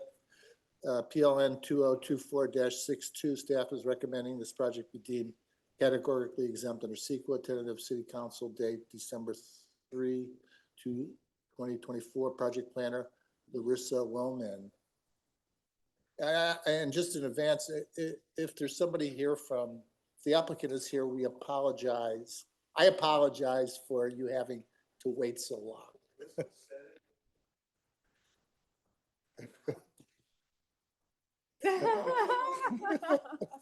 We'll have to Larissa. ask her next time so we know. Larissa. Okay, thank you, Chair Zisser. As mentioned, this is a project for a historic zoning exception and conditional use permit located at 35 South First Street. The project's site is slightly smaller at 2,900 square feet, and it features a duplex with 2 tenant spaces. It's positioned, as you can see on the aerial map, between East Campbell Avenue and Orchard City Drive within the downtown Campbell Development Plan boundary. It is situated in what's known as Campbell's Central Business District, and it's generally surrounded by other various commercial activity, including retail stores and restaurants to the north. The current use of the tenant space is a spa, and you'll see there's the 2 tenant spaces here. There's the northerly tenant space at 35 South First Street and the southerly tenant space at 45 South First Street. And we're focusing today on this northerly tenant space. As I mentioned, they're seeking approval of a conditional use permit to establish a chiropractic and acupuncture office on the ground floor of a commercial building. While medical uses are generally restricted to upper floors in the downtown area, they're not usually permitted on the ground floor. However, the applicant is also concurrently requesting a zoning exception to bypass this restriction and to allow the proposed medical use on the ground floor. This is an incentive that is offered by the city's historic preservation ordinance, which can help aid in historic preservation throughout the city. Notably, the applicant does not proposing any exterior or any significant interior alterations with this proposal. The property is historic for several reasons. Its historic name is the Grizzle Court duplex, and it was designated as a structure of merit on the city's historic resource inventory list. It very much symbolizes Campbell's fruit processing beginnings and was originally built as surplus cheap housing for cannery workers within the city of Campbell. It was constructed in 1927 by Claude Grizzle, who the duplex is now named. Architecturally, as seen on the screen, it showcases a port design common in the 1920s, 1920s California, featuring California Mission and Spanish Revival styles. Key architectural elements that you might see are the flat roof here, the high quality stucco, and other original features such as porch lights, wooden frame doors, etc. And socially, the building is significant for providing housing for cannery workers at the time. So there are 6 findings related to conditional use permits that must be made prior to approval. As seen on the screen and further discussed in the staff report, the proposed chiropractic and acupuncture office aligns with the zoning requirements and the general plan, fitting well within the central business mixed use area that encourages service-oriented pedestrian-friendly businesses. The existing property meets all development standards and won't require any new construction or site improvements associated with the use. The small tenant space ensures minimal foot traffic, and its operations are compatible with that of other personal service style businesses, making it a good fit for this part of downtown. And no adverse effects on the neighborhood's health, safety, or general welfare are expected, as further discussed in the staff report. Just some other context, the Historic Preservation Board did also review this proposal on the November 4th meeting and unanimously voted to adopt a resolution recommending approval to the City Council. As discussed by the board, this was a great example of adaptive reuse of a historic structure where a more suitable downtown use like a restaurant or a retail store might demand some significant exterior alterations and disrupt some of those key historic features that we talked about. Moreover, the board was supportive that a property owner could take advantage of incentives offered to historic properties. And so for that reason, staff does recommend that the Planning Commission adopt a resolution recommending that the City Council approve a zoning exception and conditional use permit. And I can take questions now at this time, and the applicant is also here for questions. Thank you for the report. On the conditional use permit, this was one of the uses we had streamlined. Is it because of the ground floor thing, or like why is this still require a conditional use permit? Right, so typically in downtown, where we have our downtown development plan, where we're trying to focus more on pedestrian-oriented activities on the ground floor, this type of use would not be permitted at all. It's only through this historic exception that we're able to consider this as a conditional use permit today, because otherwise it would be restricted to the upper floors. I see. Okay, great. Thank you. No other question. What did you say about that? The pedestrian what? I'm sorry? So I didn't quite catch the answer to the question. So what are we trying to? The downtown development plan focuses on the downtown district, which is zoned and mapped. It has a separate land use table, which prioritizes certain types of uses. They could be generally categorized as pedestrian oriented. Which means what? It could mean, we have a somewhat of a definition in our zoning code, but it Kind of generates. retail storefront kind of stuff. Right, generating some foot traffic. We have a list of different types of uses that can be associated with pedestrian-oriented activities. I'm just trying to understand what that is versus like you go to a chiropractor, like it's pretty pedestrian-oriented. Generally, pedestrian-oriented activities could be thought of as like retail businesses with large storefront windows where people are able to filter in and out of. Medical uses, generally appointment-based services where there's not a lot of heavy foot traffic that might not be seen as pedestrian-oriented. But haven't we made exceptions in the past?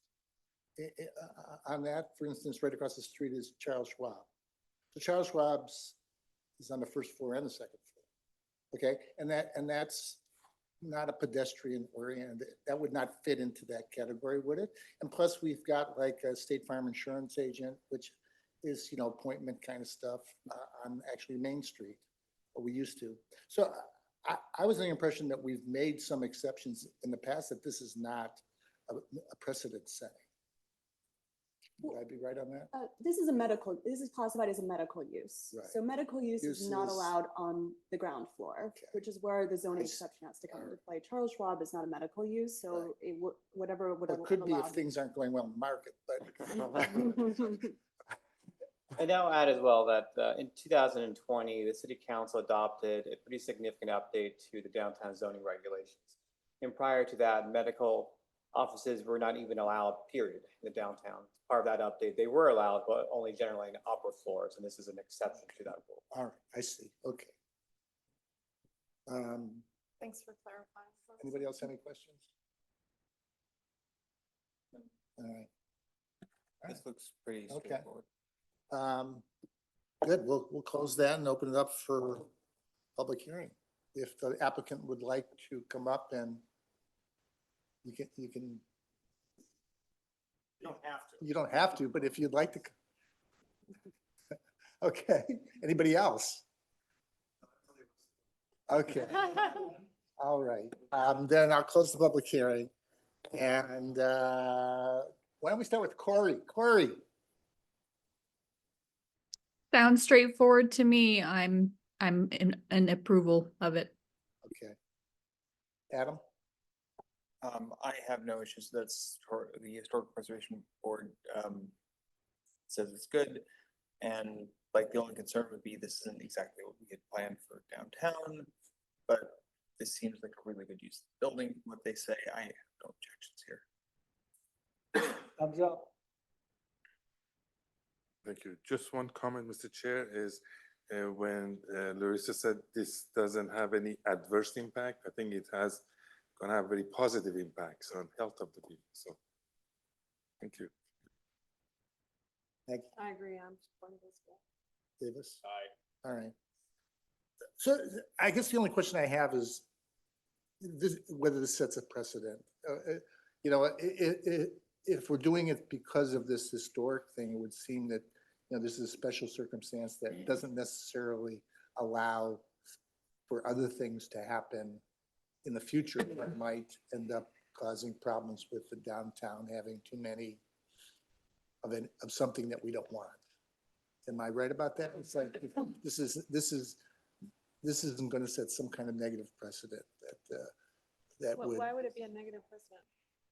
Well, because you know, if okay, there's a historic, I'm really going way out on this.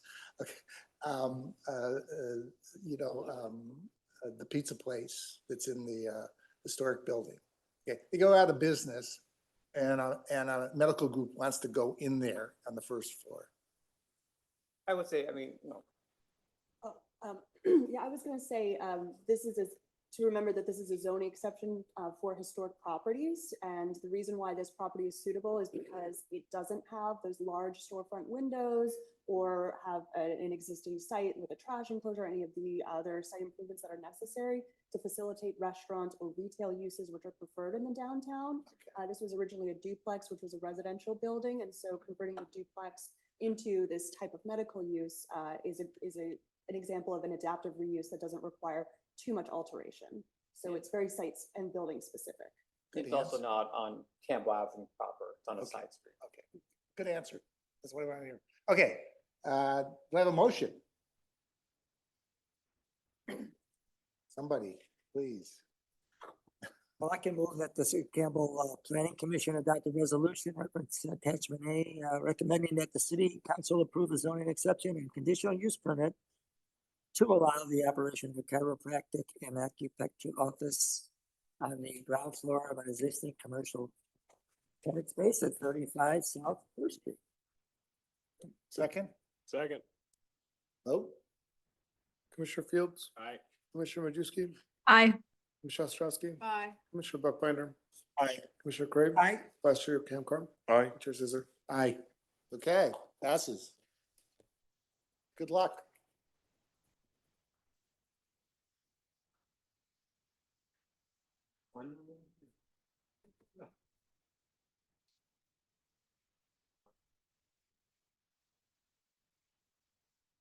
Thanks for waiting all this time.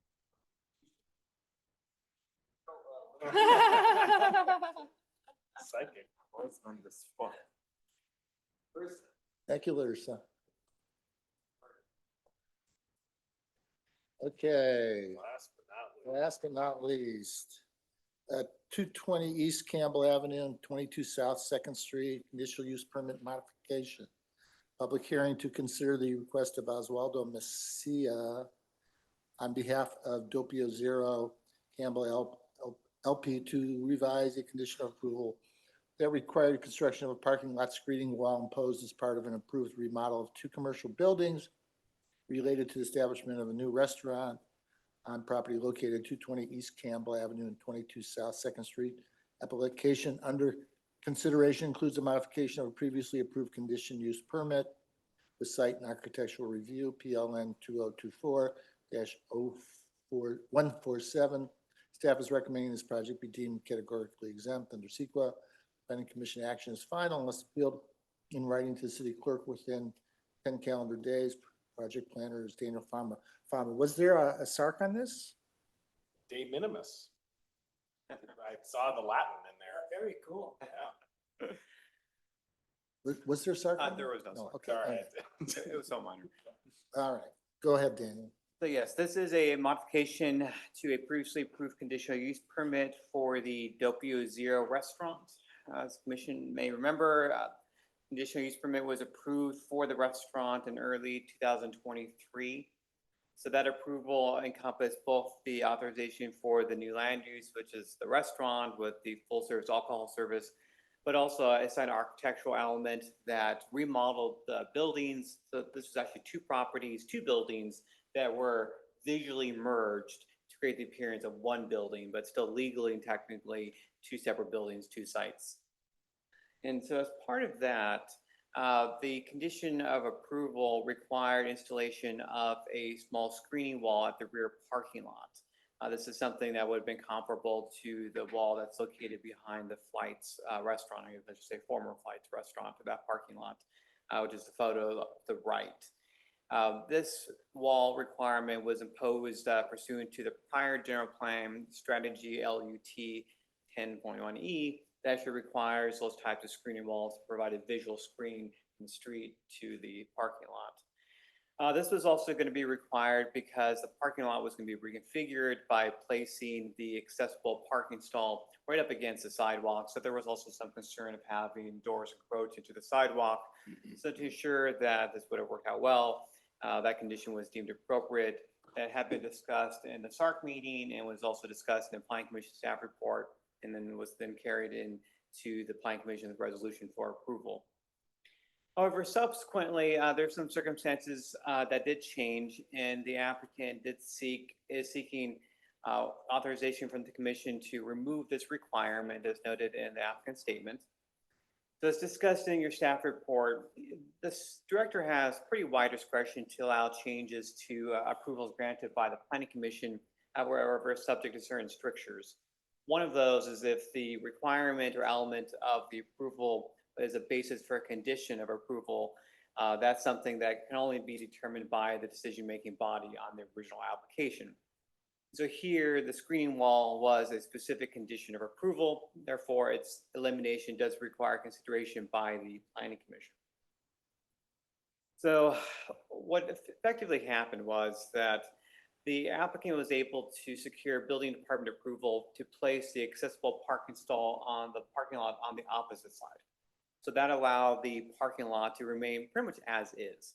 And so the parking space, as you see here, has a pretty significant dip, and this whole area would have had to be effectively reconstructed. So there was a lot more nexus and proportionality to actually impose the requirement to construct the wall, since they were going to have to dig out this whole area anyway.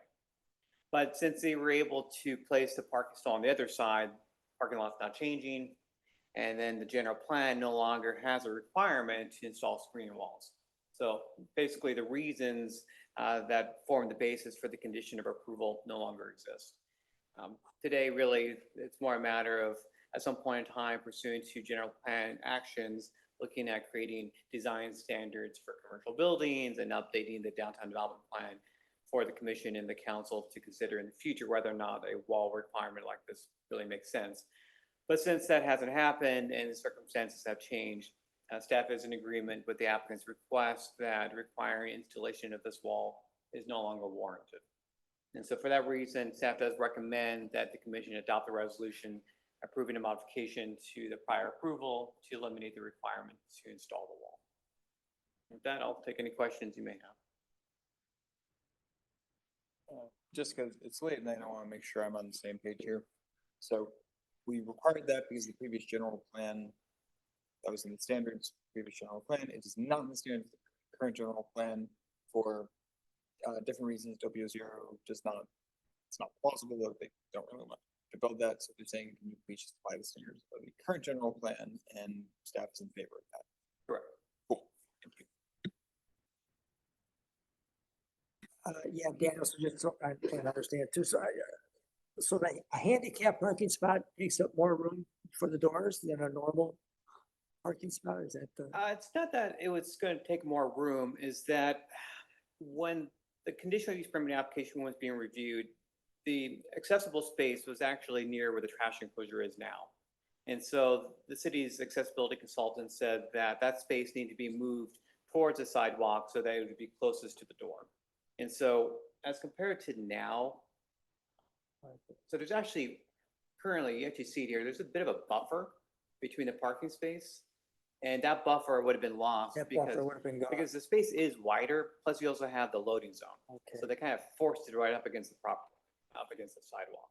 And I understand that we don't have this, but was there also an aesthetic reason to have that Yeah, so that's the general plan strategy. It's to screen parking And lots. that was the old general plan. We didn't do it in the new general plan. Correct, a Was that number of strategies. specifically, was that consciously, or was it just something that fell through the cracks? Probably more the latter. I mean, Yeah. there's a lot of policies and strategies that didn't make it into the new general plan.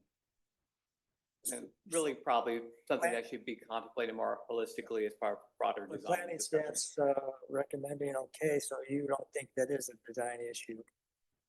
Again, it's not simply that it's a design issue, it's that they're not doing anything in the parking lot right here as they were gonna do before. Because No, no, constructing. yeah, I see that part of it, but I mean, I thought by aesthetics, I guess I was thinking, looking at the flights wall, it's just something that, it just looks a little nicer for Exactly. pedestrian people, right? That's the idea, right? That is, yeah, Is flights the only example of such a wall that we have required? I believe so. Some years find any ago, others. some years ago, we did try to get a wall actually on the other side. With a prior iteration of El Guapos, but that never That materialized. never happened. Okay. Oh, I don't know if the owners, I saw that there was a $10,000 deposit, but do we know what that wall would have cost? Would cost approximately to? I'm not sure they They fully give you costed anything? out because it's not simply the wall. There's a drainage pipe here that would need to be reconstructed. That probably would enter the public sidewalk. So it'd be kind of a domino effect of cost. But before the last general plan, this wasn't a special or unusual condition, it was just a standard condition. It would have been, yes. Yeah, okay, all right, thank you. No question, no question. No questions. Corey? No question. I just visited this, but so is the handicap parking spot the first one by the curb? No, Presently? it's actually on the other side. It's the other parking lot. So that picture that's in here is what it is. It's on the other side of the, Furthest from the street. By the wine, well, no, it's actually in the other parking lot by the wine bar. okay. Oh, Because on the other side of the border. By the wine bar. Oh, Because again, property is actually two properties. So the accessible stall over here, one of these was designated. So this is actually closer front door, so the building department authorized that, so there was no Oh. reason to actually modify this other parking lot. I see. Okay, so that's that big parking lot between, Correct, which is on this property. okay. All right, okay. Make a motion? Do we have anybody that wants to speak on this? No? No. Okay, yeah, so we don't need to open. Yeah, let's have a Well, motion. you know what, I honestly, I hit, I know, should be easy, right? There's always something. So really, here's how I look at it. I thought about this and the whole reconfiguration of the parking lot, didn't seem like a big issue to me, but it seems like basically we're planning commission for business, we want to be business friendly. So we have this nice element, very minor, but it is nicer if you go by the flights. It's even that small little fence, little wall, does make that parking area and the street look nicer. So we're basically giving a business owner a break of, I don't know, 5, 6, 7, 8, $10,000 to be good for business. And then, and all the people who go down there will have just a slightly less attractive area. So to me, it was something I did have to think about. I think we can give the business owner a break on this one, but it wasn't quite the slam dunk that I thought it would be at first for me, but I am in favor of giving them the break. But it was, I mean, they also had to regrade and move this sounded more like a $20,000-$30,000 thing to me. Like, I don't, yeah, but they don't have to do anything to the parking lot, just I put think up they the wall. did, right? I don't Like, think they they had have to to- put up the wall, do they? no, that was part of the report. Like, Oh, no, that's what they would have done if they had to put their handicap parking there, but now they don't have to do that, so. But you were saying like you had some heartache if this was like a $5,000 thing, but I think this ended up being like. Well, whatever the wall would cost, I don't know. That's all it would be Yeah, though. That's the only cost. Davis, he's saying that only they would put the wall up, parking, the handicap parking on the other parking lot. Oh, wall absent, oh, I see. It would, yeah, it would I- just, I it would just, okay. and I don't know what, I have no Something idea. what aesthetic. it would Sorry, cost. I didn't understand. I mean, I'm not paying the money, so it's easy for me to say, well, yeah, make them do it anyway, but it's a nice little feature. It looks a little nicer, but let's give them a break. We don't have a wall on the other part, right? That's just like an open drive in there next to We have between, quite a few opens. Bollards, right? with bollards. We did try once, but, That's right on Campbell. Yeah, I know, we have all of it. So, yeah, there was a There's year, a lot of spots where we could make it look a little nicer, but yeah. there's always a cost, right? years ago, the prior restaurant before El Guapo's, they were gonna do a fairly substantial outdoor area, much more than what they were previously authorized to do. And as part of that, we did try to get them to install a wall, but that project never materialized. Okay. All right. Anybody want to make a You were motion? saying? No, make a motion that we adopt resolution PLN 2024-147, approving a modification of a previously approved conditional use permit with site and architectural review. Second. We vote? Commissioner Fields, Aye. Commissioner Majewski, Aye. Commissioner Ostrowski, Aye. Commissioner Buckbinder. Aye. Commissioner Craig, Aye. Vice Chair Camcar. Aye. Chair Zizzer. Aye. Okay, that passes unanimously. Okay, new business. Discussion on potential formation of ad hoc subcommittee on public outreach. Okay, this is my fault. I'm taking responsibility for this. So I had, we've had a few instances where we have had residents suggesting that they were not getting noticed, on some recent, in the last year, some recent developments. And so it was repeated, at least, I can think of at least two, the Virginia Avenue one and the Chick-fil-A one, where people were suggesting that they weren't proper, that they didn't get the notice about stuff. So I was wondering if we apparently, correct me if I'm wrong, Director, that we do the basic minimum requirement of 300 feet with a postcard. I don't know what else. Okay, but what I was suggesting is that we look into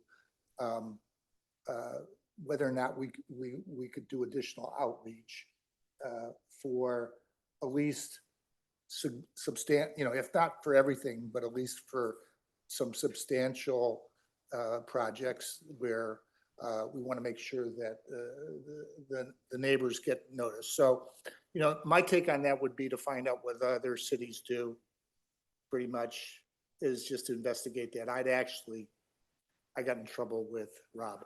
I sent emails to a couple cities and they contacted Rob and said, "Who is this guy?" So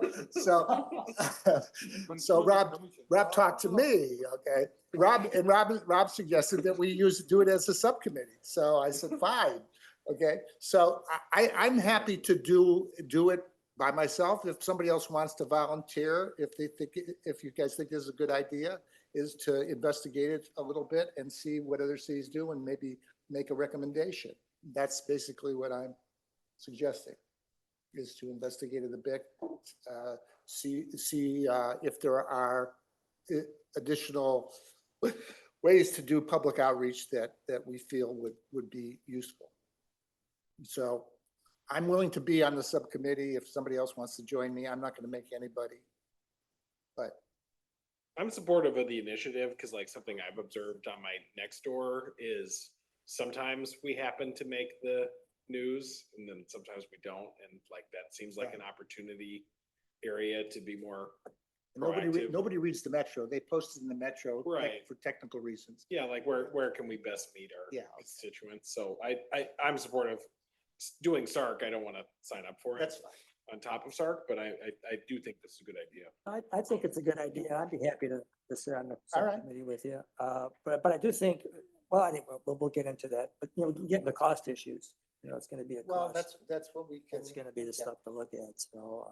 And I'm a fan of transparency. Yeah, I think it's a good, I think it's a good Anytime idea to there's look at transparency. this and, you know, do you notice just property owners or also the tenant and? Whether it is a further distance. Yeah, I mean, for some items, 300 feet, for some items, 2,000 feet.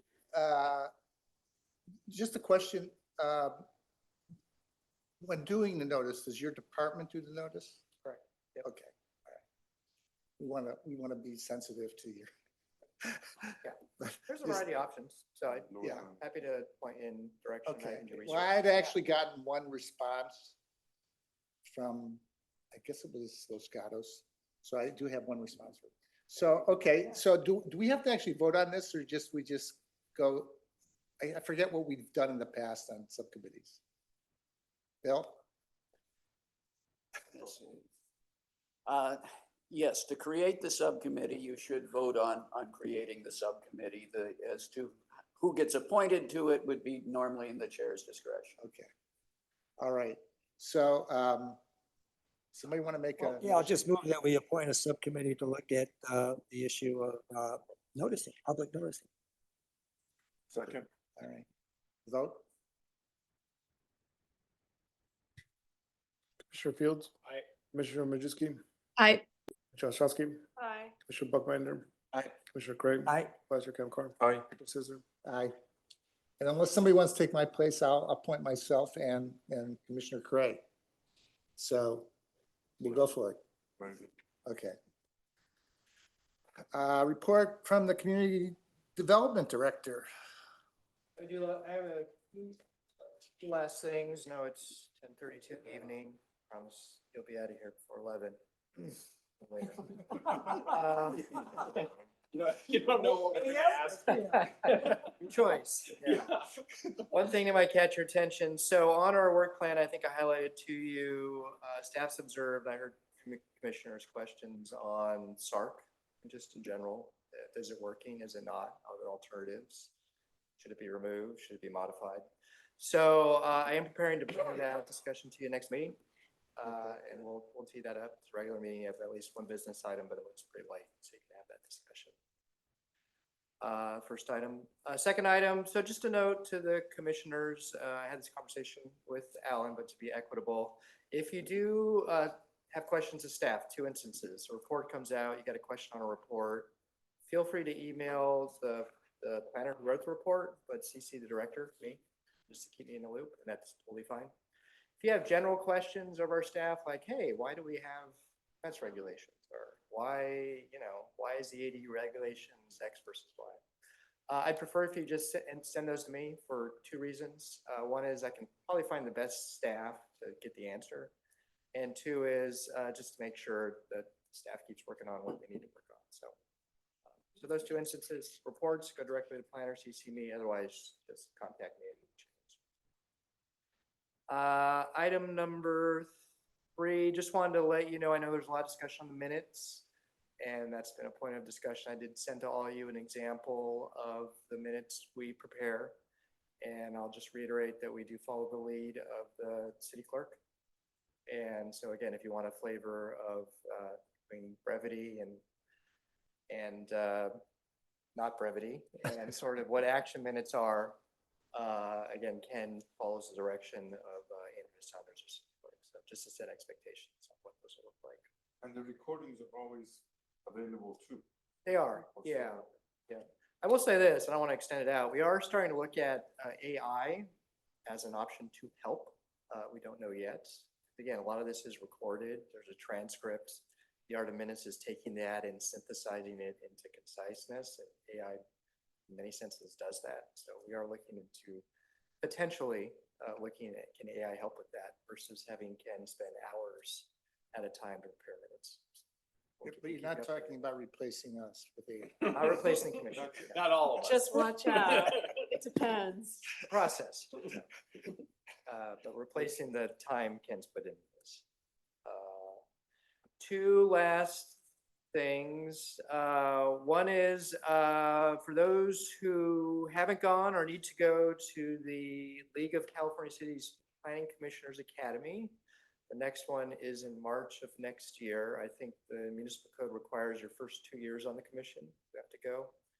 And I think it might be Davis and Corey. Check with both of you if you've gone your required 2 years.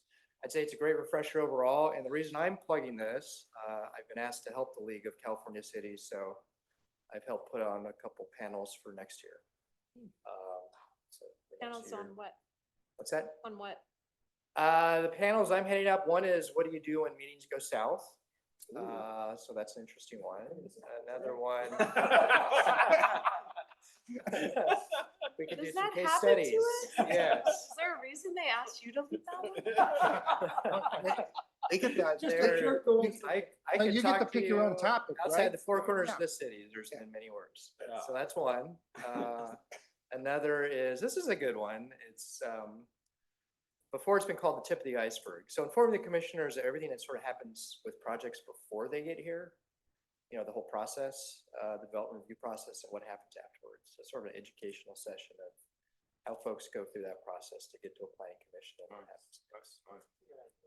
But I've looked at their curriculum. It's really good. They got some sessions on CEQA, some sessions on housing and objective standards. So added bonus, it's not too far away. It's up in Santa Rosa. So within driving distance. So I'll work with Ken to push out an information, but hope you can take the opportunity to go. Last announcement. Can you go even if you're not one of the newer people? Yeah, absolutely. Yeah. That's 3 days, right? It's 3 days. Yeah. Yeah. And I think there should be options to go 1 day or 2 days if you want to.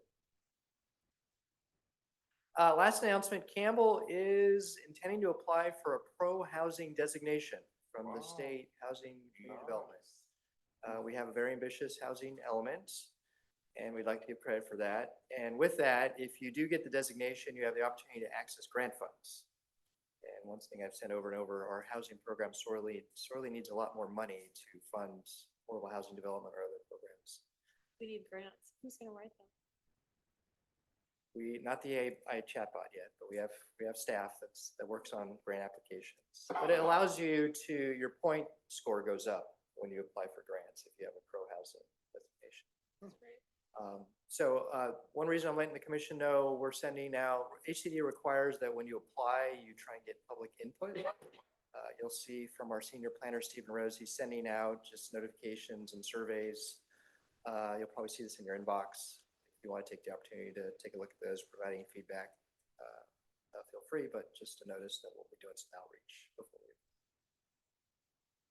And that is all I have. And we'll see Can I ask- everyone on Monday. And there's one thing I wanted to ask Oh, about. yeah. So the sales tax measure passed. Do you know what the city plans to spend it on? I'd say generally, from what I understand, a lot of the money kind of is already spent, I'm sorry. So we were facing a pretty big fiscal deficit due to a number of issues. This will help stabilize revenues to meet expenditures. I wouldn't say it provides a huge bump. But intended, the city was seeing a decline due to increased PERS costs. We had lost a couple of sales tax generators. So there's So nothing. this is just going to pension obligations? This is going to help, I'll just say this, Commissioner Blackburn, help run the city and fund the services we provide. Measure K also won. Measure K did pass, yeah. So it passed, I think at this point, roughly 70+% of the Yes. Campbell voters have voted for it. Yeah. Oh, that's That's there it. was a- Yeah. Sales tax. Do we usually have meetings the Thanksgiving week is my only question. Like, is that something we do? But that's, we don't, it's not Thanksgiving. The next meeting is the Yeah. Tuesday before Thanksgiving. You're right. Yeah. Like, I mean, I can make it. I'm just sort of questioning maybe for future years. Is that something we want to be doing? We, yep, calendar. yeah, You you're are- right. When we created the calendar at the beginning of the year, because we create the calendar at the beginning of the year to adopt. Yeah. We set it forward and I think it was just an operations. Yeah, so for next year, yeah, it's doesn't always fall that way. Depends on the year, depends on Thanksgiving. Correct observation, it does fall on a Tuesday. I think we would want to pull the commission to make sure we have a quorum.